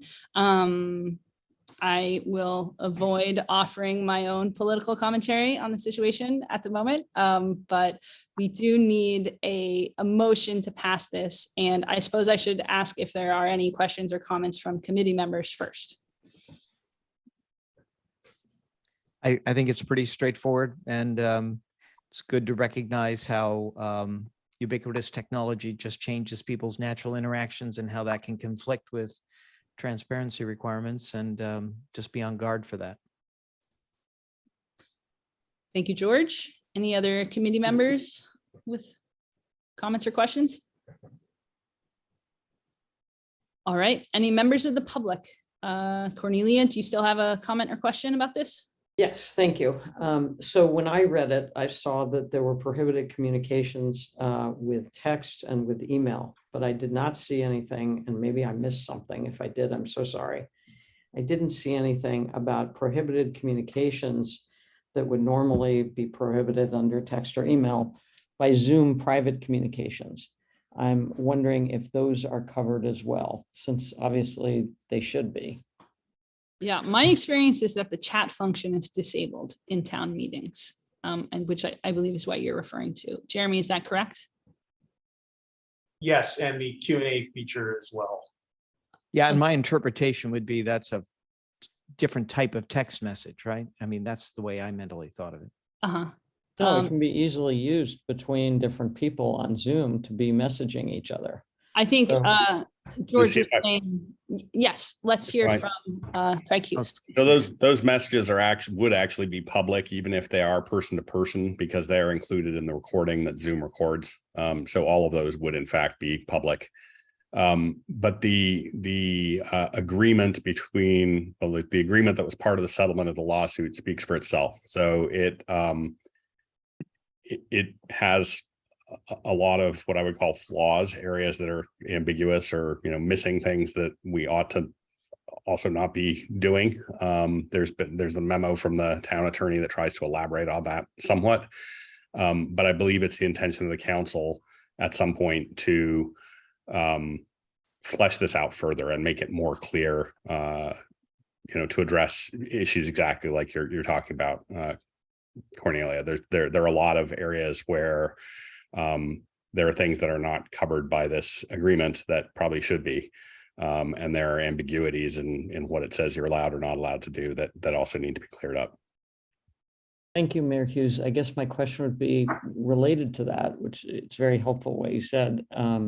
How would something show up as public if somebody was rewatching the video, a public communication between two people? It's recorded in the archives. So those, if there were any chat, if that feature were enabled, we could post those on the website alongside the video. Could, or it would automatically be posted? None of this is automatic right now. It's a manual process to take the recordings from Zoom and then post them somewhere else. So that's a process that the town clerk and her staff do. Okay, thank you very much. Thank you for your question. Yeah, and I see this as great progress, but hard to get perfection. So good that we're making progress on it. Caroline Bertongan, I see your hand. Is it from last time or a new hand? No, it's a new hand. Thank you very Okay. much. Thank you, Mayor Hughes. Could you please clarify, because some committees were able to use the chat button in the past, which was very helpful, especially when the dialogue was stopped from the possibility that committee members could speak, then the public could speak, and then another topic came up, and we, the public, did not have enough opportunity to respond. So then we used the chat button. So can you clarify if now for all committees, the chat has been disabled? So we have consistency. Thank you. That should be the case. And Jeremy, feel free to jump in here. That is the new policy following this lawsuit. We are deliberately trying to be extra careful about complying with the terms of the settlement agreement so that we're not sued again, and complying with the Brown Act where the Brown Act is relevant. Yeah, that is the case now. And I think that's been the case for some time. The chat features they're very challenging when to navigate in a public forum. So I think that there was a decision early on that it made the most sense to have any comments brought through the chair. Thank you. Thank you. Okay, unless there are further questions or comments about this, we do need to agree to this as a committee with a motion. So if anybody wants to make a motion to accept the memo. I so move. I move that we accept the memo. Second. Okay. Great. We have a motion from committee member Savage and a second from committee member Kasani. I'm going to do a roll call. Michelle Takai. Yes, I agree. Agree. Ken Levine. Affirmative. And Mr. William Urban. Aye. Aye. Aye. And I say aye. So there we are, all in favor of accepting the memo regarding town text email policy. Great, thank you. Item 5B is reconfirm finance committee calendar of 4 to 6 meetings per year. As some have pointed out, it's been a while since our last meeting. I will take responsibility for this. There was some confusion about the process of scheduling these meetings. And I was distracted with a baby, which is why I had asked to no longer be the chair. But like I said, the baby is almost walking. So I am very happy to schedule meetings very proactively now. And considering the amount of the agenda that we are not going to cover today, and considering that we need to discuss the important situation of deficit spending, and considering that we'll have an audit coming up again soon, I wanted to get the pulse from the committee about scheduling a meeting for the first half of November. We would obviously send out a doodle poll to find the best time for everyone. Does anyone object to this? I would like to just comment that the next meeting, we should have the final audit papers. And therefore, given the history, we should be careful setting a date. Yeah, I agree. It would be good to have the final audit papers. And maybe I will touch base with the auditor and town staff to see how we can do all that. I do feel like we have enough to discuss that we could fill a pretty decent meeting without the audit review on the agenda yet. And that it would be good to take care of some of those conversations. But I hear what you're saying, Ken, and we'll take that into consideration in terms of when and how we schedule the next meeting. Lucy, may I make a suggestion or a comment? Yes, please, Jeremy. Through the chair. So the the current charter is approved, recommended by this body and approved by the council, calls for 4 to 6 meetings of the body every year. And I think it would make a lot of sense for that schedule to be set for at least the next year. The town residents depend on the regularity of such meetings, and right now we're kind of doing an ad hoc special meeting sort of thing. So I would recommend, and this is the responsibility of the body, not the staff, to decide what that is. So I think it would make some sense for there to be some polling done to set those dates, and staff can certainly help from the perspective that there's a rhythm to this as well. And there's certain times of year it makes sense to meet. It may not make sense for this committee to meet in February, for instance, or March, but it may make sense to meet, January, May, So I think that would be a great outcome of this part of the meeting, at least to set that process up. Thanks. Yes, that absolutely makes sense. I agree. I think when we changed our charter, we were in agreement about having regularly scheduled meetings in advance. So thank you for that reminder. Anyways, just to say that, yes, we are going to do quarterly meetings, and we'll be reaching out to committee members to schedule those. And we have enough to cover that it would be good to do that soon. So there's no action needed on this item right now. Rita, I see your hand. Yes, I've participated in many of this particular meeting, as I have a strong interest in it. And at one of the last 2 meetings, it was agreed upon that this meeting would meet quarterly, or 3 times a year, or whenever. And that was agreed upon. And I could probably find those minutes now that they're posted where it said that. But then this group did not do that. And I find it that, not a political statement, but one of the liaisons, council liaisons for this particular group is running for election. And has oversight and is sitting in this meeting. And I think it's, it makes me a little uncomfortable that the finances are not going to be taken care of before the November election. And this person is, no offense, Craig, but as liaison and running for office in this town, that this is then part of the choice to schedule the next meeting to talk about the 1920 audit and perhaps setting the stage for the other paperwork that needs to be done. And so it makes me as a resident a little uncomfortable. Thank you. Thank you, Rita. I feel uncomfortable getting into election politics in this, just talking about discomfort.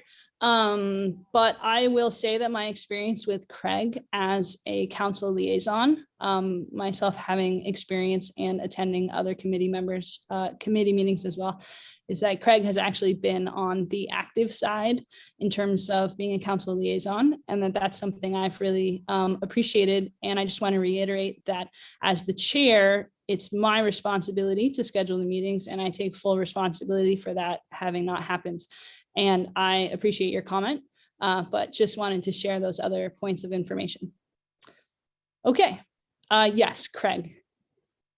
Thanks. Just to respond briefly, I view my role as council liaison partially as one of oversight, but really one of supporting the committee and whatever the committee's needs are. And I try as much as possible to leave committees to decide when they want to meet, what they want to discuss, et cetera, and support them in those efforts. So, my ability to tell committee members, you must attend on this day, is somewhat limited when they're traveling, and many of them have jobs and other responsibilities that they need to attend to. So we do the best we can. We always have with all of our volunteer committees in town.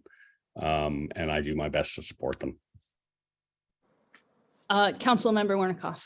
I just want to echo that sentiment. I have, as when I'm a liaison on various committees, I've now actually, as you're seeing tonight, even turned off my screen, because our role, as Craig just said, is to be here as support. So for instance, the other day in the CAC meeting, just as I've done today, I keep my screen off. If there's a question that I can clarify or provide additional information to support the volunteers, I do that. But otherwise, my role is to be in the background, and as has been requested by many community members, that these committees really be run by the committees themselves and the community. So I just wanted to second that with my perspective. Yeah, thank you both for chiming in there. And that's been my understanding in terms of getting to know town committees, that council members are really trying to let the committees run themselves as opposed to controlling committees. Okay, great. So I'm sorry, Lucy? Yes, Michelle. So what are you proposing is discussed at the next meeting? I'm not clear. And I hate to say it, but would it be possible to combine some of these review of the financial statements? Because, how relevant is the balance sheet for fiscal year 20 now that we have two other balance sheets? I don't see us or talking about these pension or liabilities, and when so many things have changed since then. I if possible, I would combine it and say, okay, this is what it is now, and then if it's relevant to talk about the past, talk about it. That's just my perspective. Yeah, thank you. Are you referring specifically to the audit or to different To the audit? Were you proposing that the fiscal year 20 audit be reviewed at the next meeting? That's what I wasn't clear. Yes, the 1920 audit. And I guess my comment is, can't we just combine 3 years at once? Yeah, that's a good question. I think in light of a lot of the public feedback we've gotten today about wanting more oversight over the audit process, I would be nervous to combine multiple audits in one. Well, I know, but how relevant is it to spend 2 hours talking about the liability or the cash, favorite topic, the cash 2 years ago? I mean, if it seems to me not to be relevant. Yes. I prefer to start with fiscal year 22 and work backwards and say, okay, this is what's changed, or because and I may be totally wrong, but it just doesn't seem, it would seem to be like a waste of a lot of time, in my opinion, but anyway. For what it's worth, I agree with Michelle. I think that makes a lot of sense. I do too, and it's part of the next topic of what do we do going forward, which we've touched on over the last hour and a half, but it's not really. It's the next item number. What do we do for the future? Yes, great. Let's go there. Thank you, Okay, Ken. I'm sorry. So are we going to talk about the next meeting then, or wait? I think there's some questions there and we will resolve it, but we're not going to resolve it in this meeting. I will get committee feedback, but not unless, do committee members feel the need to resolve the agenda for the next meeting right now? Okay, Michelle, I'm happy to touch base with you in particular about this to craft a good agenda for the next meeting. Okay. Okay, thank you. All right, on to 5D, discussion of finance department workload resource balance. Another way of saying that is how do we, get back on track? And Ken, since you have done a great job of pointing us back to this agenda item and pointing out its importance, are you available to introduce it? Yeah, I will. Thank you, Lucy. I'm the one who recommended that we add this to the agenda. And I am not a member of PV Forum. And so I have not been aware of the great public interest that's been expressed today about specific audited reports. But I went back over the last decade that I've been on this committee to see what the time frame is between the close of a year and on June 30th and the issuance of a audited report. And the numbers are kind of interesting because going back to the year that ended in June 30th, 2011, then we had a report 71 days later. The following year in 2012, it was 69 days. 2013, it was 95 days. And then 2014, 15, and 16, it got a lot worse. It went up to 158, 147, 202, 214, 202, 327, and at the moment, we're at 840 for the 2020 report and counting. And that made me think that clearly we have a problem where the workload for the finance department and or May's associates perhaps was not keeping up with the resources that they needed to get the job done for Portola Valley.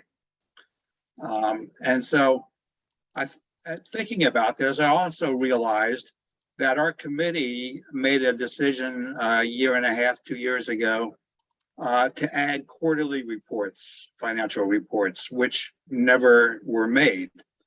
And later on, we learned that issuing a quarterly report is a lot more difficult than we thought when we initially decided to include it, because the town only accrued expenses and revenues at the end of the year for the audited reports, not every month or every quarter. And so that added additional burden and workload. So it made me realize that we have an imbalance here. And one of the things I thought of is that we should change our decision of 2 years ago and postpone any idea of quarterly reports until there is enough resources and a desire to have them. I also think that Michelle's comment earlier that since we have 3 audited statements or statements that need to be audited, the 20, 21, and 22 reports, that we should combine the 21 and 22 into a 2-year audited report. Unfortunately, Mays is no longer here to tell us whether that makes sense or not. But it seems to me that there's no value, for all the reasons that Michelle just explained, that looking at the 20 report, which we have the draft copy already in front of us, but the 21 report could be combined with the 22 report. And so we would not have audited balance sheet numbers for the end of 21, but we would for the end of 20 and the end of 22. And so those are two things that I think we can do in terms of workload. And under the resource item, Cindy has made it clear that they're recruiting additional resources. In the meantime, we should consider whether or not we should hire some consultants to come in and help prepare the documentation that has to be given to Mays Associates to get us back onto a schedule that we'd all be happy with. So I think Peter Littman's comments earlier addressed what do we do going forward. I'm just addressing the issues of workload versus resources, and let's lighten the workload and let's increase the resources.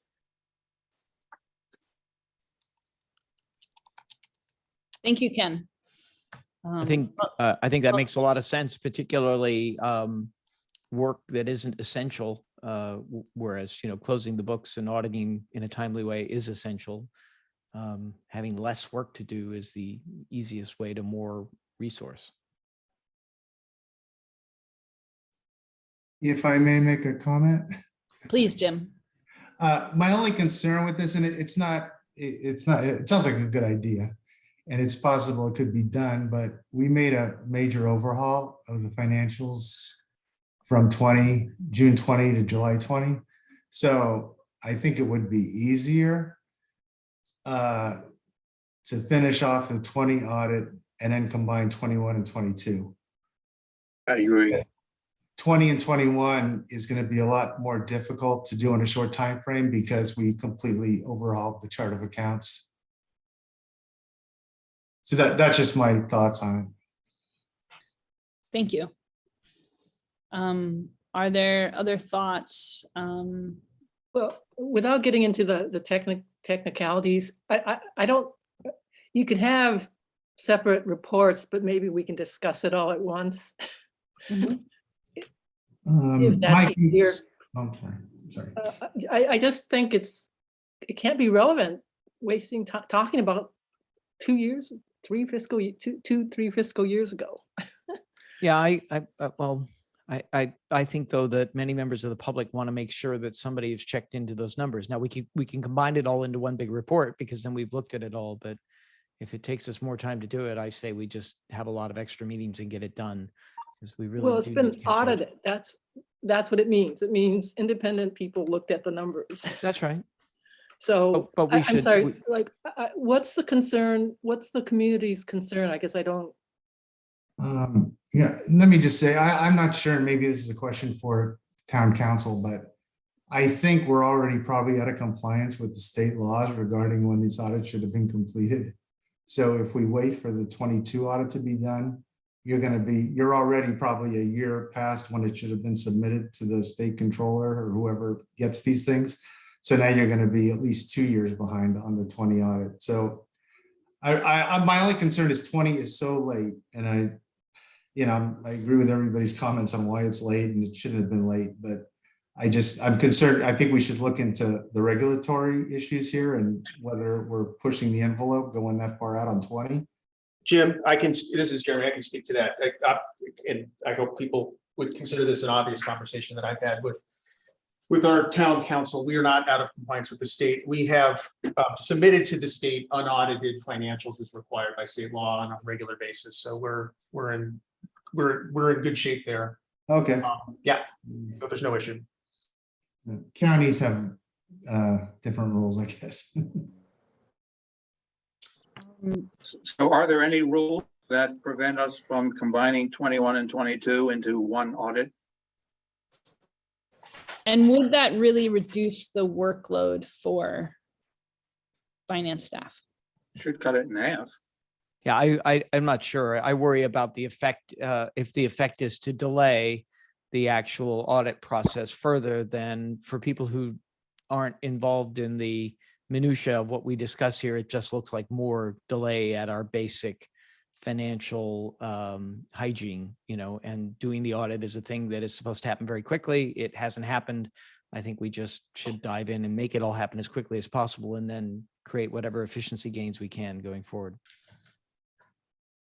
I don't know if this is helpful or not, but just to throw out a couple of things, there's a couple of different reasons to do an audit. One has a relationship to where you've just been. The other is that someone independently has taken a look at your numbers and is ensuring that there isn't an issue. I'm often asked, what the opinion staff has on audits, and we love audits. They're fantastic. They, 99 times out of 100 and 999 times out of 1,000, they show exactly what we're hoping, which is we're doing everything above board and doing it in the right way. I don't have any opinion on whether they should be combined or not, but I do have some comments when appropriate, just related to staff workload and the like. I certainly wouldn't want the conversation to occur without input from me and Cindy.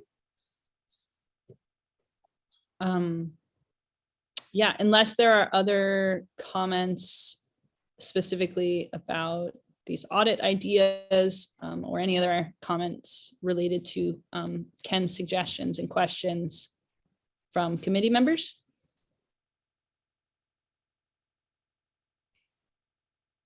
If not, Jeremy, I would welcome, were those things you wanted to share now? Yeah, I'm happy to share a few things now. First of all, Ken, I really appreciate you putting this on the agenda. And I want to acknowledge my role in some of the things that I've recommended to this body and to the council. Sometimes I get a little overeager and get a little more excited about where we might be as it relates to, particularly in the last couple of years, just with everything that's been going on. So I think about the quarterly reports and the like. The bottom line for us is that we've made some very smart decisions in the last year plus. We hired a fantastic financial analyst in Nicole Tenori. And she's been able to take off of Cindy's plate a whole host of activities that just simply should not be the responsibility of a full-time finance director for a city.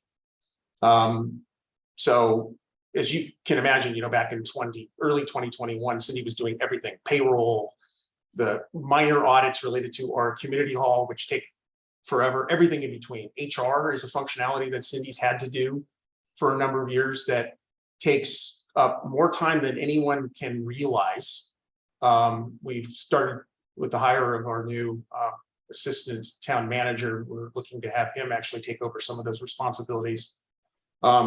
And then, the issues that come up in any day-to-day operation that come up all the time and suddenly take 2 hours or 3 hours of your time. So with the decisions that the council has implemented over the last bit of time, particularly related to filling the finance analyst position, which was a new position, and trying to bring on board a new position from last year's budget, I think that we're certainly on the right track. Cindy and I talk, as you can imagine, on a regular basis about, where we're at and what we need to do. And there's some more specific activities that I know Cindy's interested in having Nicole do, and someone who comes in for the town. Cindy, I'll turn it over to you if there's anything specific you wanted to say to this item, other than I would conclude with we're in better shape than we've been, and we still have some more work to do as it relates to some of the catch-up pieces. But every week I've seen improvement in that regard. From the darkest days in early 2021 to 2021, when things were really challenging. Cindy, do you want to say anything about your workload? Yes. Thank you, Jeremy. So, currently, really just looking at priorities and time ahead. Definitely audit is number one priority, and then also working through mid-year budgets. So the mid-year and then the upcoming preparation for the fiscal year 23-24 budget as well. So definitely the workload has been impacted, and thank you, Ken, for highlighting just kind of the timeline of when those audits are typically finalized and presented for review. That is also very helpful to really kind of identify where it kind of began. So even when, you know, taking this on this position, it was definitely a step up, and there was some learning curve. And then again, bringing in the new systems. So it was really kind of hard to identify early on what the actual needs would be, especially bringing in new systems and identifying what those new processes would entail. And especially when it's just, you know, staff of one, and then with Jim's help also periodically. And now we have made significant improvements as far as where we are, as Jeremy mentioned, with bringing on Nicole. So there's always some time also that takes in that we would need to factor in and take into account with training and getting someone up to speed with current systems. So I think at this point we are at a better place so that we could really factor in what all of those different components are, real-time knowledge of what is needed with these new systems. The workload, again, the finance department is very much behind the scenes. So there's a lot of public interaction with some of the other departments, Public Works, for example, or planning and building, which those departments have also seen a significant increase in their workload. And then, you know, with that being said, their workload increase directly impacts finance. So the growth in all of these other departments and you know, growth in HR and bringing on new staff, those have also impacted the finance department. As Jeremy mentioned, those are also components to the finance department, HR, payroll, risk management. Those are all different components under the finance department umbrella. So really just taking into account how the growth has been independently of all of these different components will really help to kind of gauge what that need will be for resources. Again, we are actively looking, and we have a recruitment open right now, which we continue to plan to offload some additional items with the increased workload. But that's definitely the track that we're heading towards, is working on really that action plan to determine how we can make these changes. If I could, just to bookend this, and then I want to turn it back over to the committee. This is a committee discussion, and I hope this is useful. You know, we'll have a discussion about revenue at a future date. The town remains the smallest budgeted government entity on the city side in San Mateo County. And we're doing everything we can to make sure that that has a reflection of what the community's needs are, and how committees fit into that role, and what that all looks like. Even with a couple additional staff members, we're still the smallest staffed agency in San Mateo County, city agency in San Mateo County. My staff is very fond, and you know, we look to the north often and look to the south to see what those cities are doing. Woodside and Los Altos Hills, and they are larger than us, so they have very different property tax bases. Woodside has, even though there looks like some similarities on the surface, their property tax base is just completely different than ours, and they're able to do things that we're not able to do. So if you look at Los Altos Hills, or you look at a Woodside or others, you know, they could they may have already had 2 or 3 people in place to work on these issues when we only had 1. And there's no magic bullet on revenue. You know, I've teased council members in the past that, you know, I'm not going to be able to come up with $1 million next year. So we have to make a series of tough choices. And that was why I had recommended to Lucy that we have an item on here where we start engaging the finance committee on what those tough choices are into the future. But I hope we've given you at least just a very quick brushstroke of you know, the workload aspects of what Cindy does, and really appreciate the item being on the agenda. And I hope you guys continue to talk about it. We really would like your input. Thank you, Jeremy. In terms of the specific things that Ken mentioned, one was quarterly reports. We did get 1 quarterly report once, but I am in agreement with Ken that I think let's let go of any expectation or idea of quarterly reports until we're back on track and it could become a priority again. I don't think we need a motion on this, but is the committee generally supportive of that idea? Yes. Yes. Okay, so you can cross quarterly reports off your list for now, Cindy and Jeremy. I think it's probably pretty far down, but good to cross one off for now. In the future, be great to get it back on.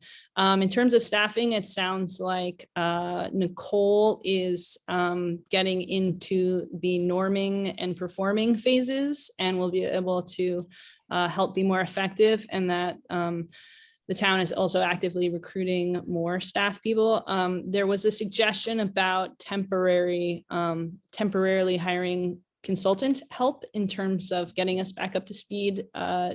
Jeremy, could you speak to whether you think that is realistic or a good idea? So, I mean, I think there's 2 pieces to that. One is the relationship to the current deficit spending in the budget. And this is not a significant amount of money. So, you know, I don't have great concerns, but at the same time, it contributes. So it's worth monitoring that and understanding that. That would be an item for me to take to the town council. There was a second point I was going to make, but it went right out of my head. It'll probably come right back while I'm thinking about that. Nicole is on the call today. Nicole, maybe just to put you on the spot, if you want to turn your camera on and wave hello so people can get a name to the face. Hopefully you're there. There's Nicole. I'm in like a little dark shadow, but it's nice to finally join one of the committee meetings.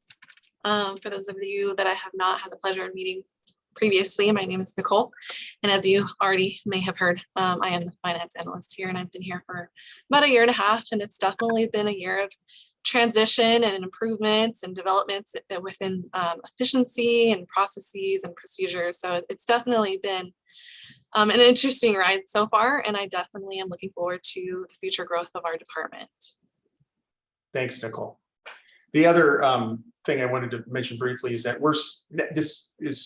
seems to be true in finance and public finance, just based on our own inability to hire a permanent person. But generally speaking, the public consulting world has been enormously impacted in a post-COVID environment. There are simply not enough consultants to go around to do much of anything. We made some very smart decisions early on as it related to our planning and building and some of the major projects that they're undertaking right now. But the consulting cupboard is fairly bare. That all being said, if the desire of the committee is for me to go out and have those conversations, I'm more than happy to, because any help is useful at this point, especially if we can't get this recruitment going. Thanks. Would the committee support that? I welcome anyone's input. Well, yes, I'm in favor of, we clearly have a lot of work to get done. And so if we can get additional resources, I would be in favor of it. Yes. Anybody else want to chime in? Maybe with the economy potentially softening, there'll be an opportunity to find some talent that might otherwise have been difficult. We've had that conversation, Stephen. We hate to think in those terms because obviously they're human beings in different positions, but we recognize that if the economy does change, there's going to be a different talent pool available. Yeah, we talked about the appetite for risk has gone down, and government will not be laying you off in a recession. So that's a good thing. Yep. Jeremy, it does sound like, you know, from the perspective of the finance committee, there is enough support and interest in the idea of finding additional temporary consultant help to help the audit process and everything get back on track, that it would be worth investigating. I imagine it would be a conversation that involves council members also possibly. So Oh, yeah, no, I'd have to go back. My spending authority is pretty Yeah. low. So Okay. I have to go back to council. And, you know, just to add one other element, as a rule, we do not knee jerk into consultant services. That is not something that we believe, if we can find other ways to do it, we would rather do that than go to consulting. There's a whole host of reasons why that's the case. And one that I think is important to note is that, you know, in a community that's had such engagement from committees and other volunteers, that sometimes that can feel like it's against the ethic or the ethos of the town. So we certainly take that into account when we're thinking through how we're going to address problems. Okay, thank you. I think the last loose end in this was to the fiscal year 1920 audit is going to wrap up independently as soon as possible. And then the question was whether to combine the 21-22 audits. I think there is some interest in that idea. Is it worth forming a subcommittee or just having informal conversations with town staff to explore this more? Would anybody be interested in following up from the committee on exploring that idea of combining audits? Okay. You should be careful about combining. Means you have a 2-year audit, which is a little bit very unusual. You know, it's I guess what I was suggesting was, like, you know, keep the fiscal years, but maybe discuss it at the same time. Mm-hmm. You know, which may be conceptually easier than as was mentioned, Jim mentioned, change of chart of accounts and everything. Mm-hmm. You know, so there's, from an audit perspective, be careful when you say combine.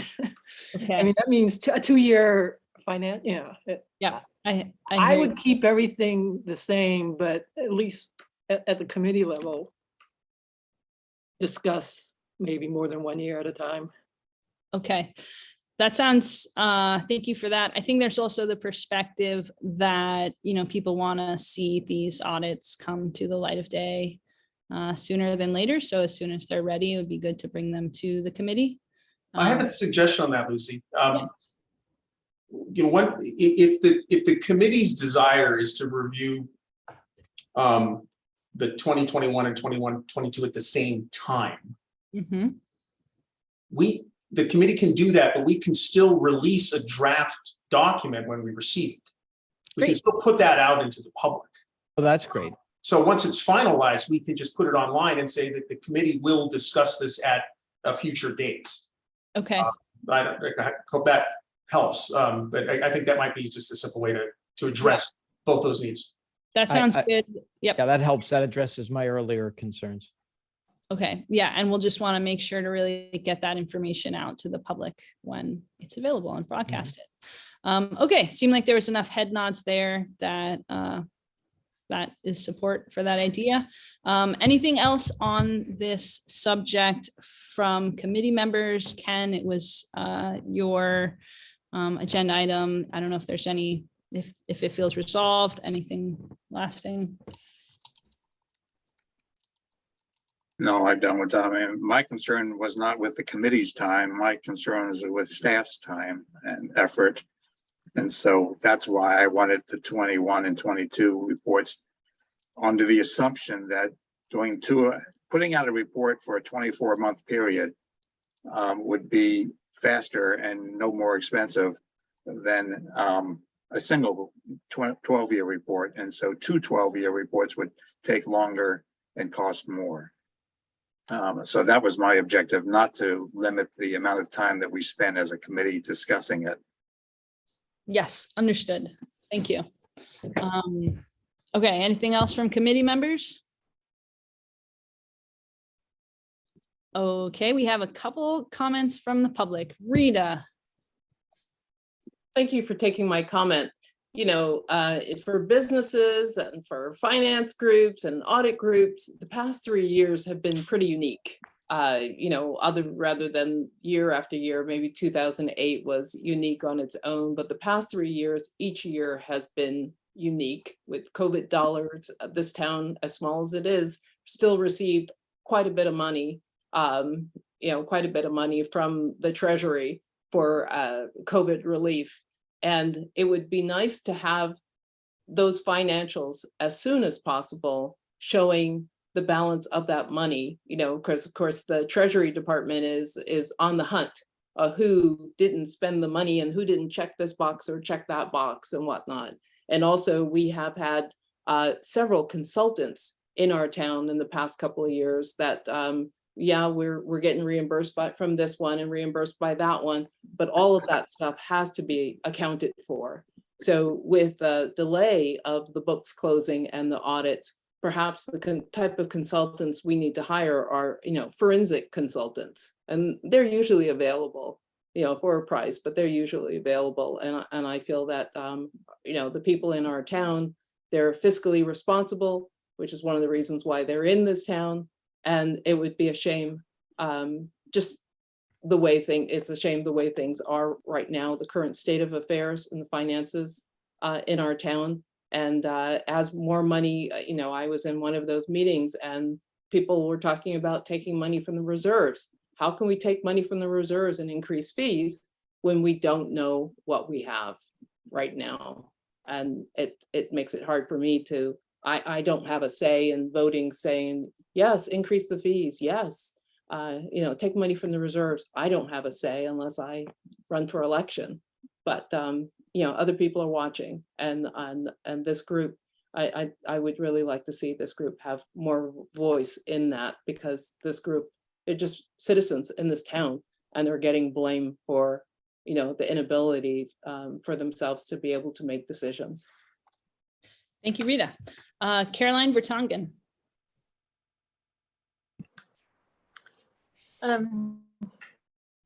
Thank you, Rita.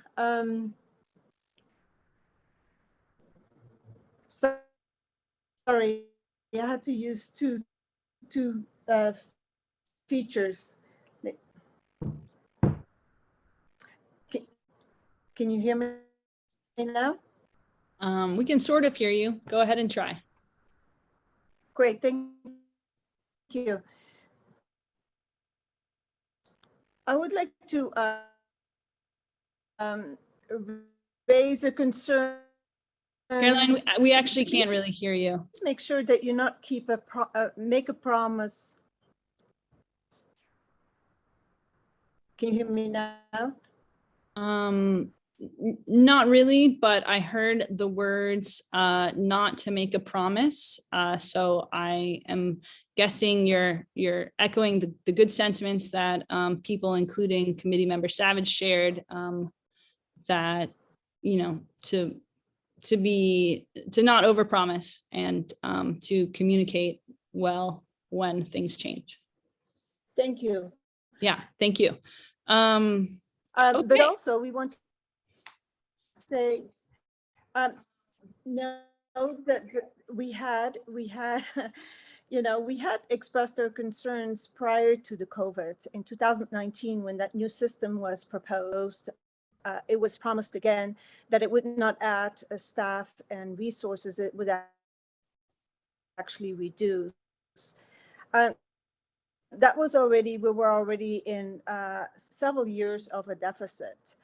I also would like to raise a comment that was made with topic that we're the smallest community with the smallest staff. But Town Council has made several financial contributions that are bigger compared to the other bigger cities. And we often have expressed our concerns, especially since we've been running on a deficit. And those concerns were really ignored. And I think that's why many people are upset. So thank you. Thank you, Caroline. Okay, Christy, you might be our last comment. Thank you. I will try to take this video off so you can see me. I heard 4 to 5 public comment who want to see a separate audit committee. Can you hold a special meeting to vote on this before mid-November? Because it seems that it's pertinent to do right away. Comment number 1. Comment number 2, please hire a consultant right away so our town can get the finance information to the auditor as soon as possible. We are very concerned about seeing numbers, and I'm especially interested in the wildfire area of our budget. Thank you. Thank you, Christy. Okay, any more comments from anybody? No? All right, well, it's 5:20. I overpromised stopping at 5. My apologies for that. And I'd like to just say, I think this was a really good meeting, you know? There was a lot of tension, and I would call it misunderstanding. And as usual, I think, you know, bringing things forward and having a candid dialogue, in my opinion, has really helped this situation. And I hope others are leaving with a greater sense of understanding and confidence as well. So thank you to town staff for handling this graciously, and to committee members for your active participation in making sure these things come up, and also to the members of the public for being here. And of course, to our council members, thank you for your support. So yeah, meeting adjourned. Thank you, everyone. And Wait, Lucy, Yeah. so the rest of the agenda, we're gonna carry over to some other meetings? We're carrying it over, yeah, which is why I said, you know, I think we have enough to schedule another meeting as soon as possible, including the consideration of an independent audit committee. And when would that be roughly? I had proposed early November, Okay. first half of November. Okay. Unless are the 2 committee members feel like, man, we really got to do this next week, or can we wait a little bit? I'm traveling next week on business, so early Okay, November is perfect. I'd like George to be there. We'll go for early November if that's okay with everyone. I'll do a pitch from the staff perspective that Yeah. a little later would be nice. Just turning these things around that quickly is quite challenging. So Okay. a little We're later in gonna- November would be great. We're going to find the perfect date, and it's going to be as soon as possible, because we all are looking forward to getting back on track, and we're going to do it together. Okay, thanks everyone. Meeting adjourned. Okay. Thank Have you, a- Lucy. Bye, Thanks, everyone. everyone. Thank Bye, you. everyone.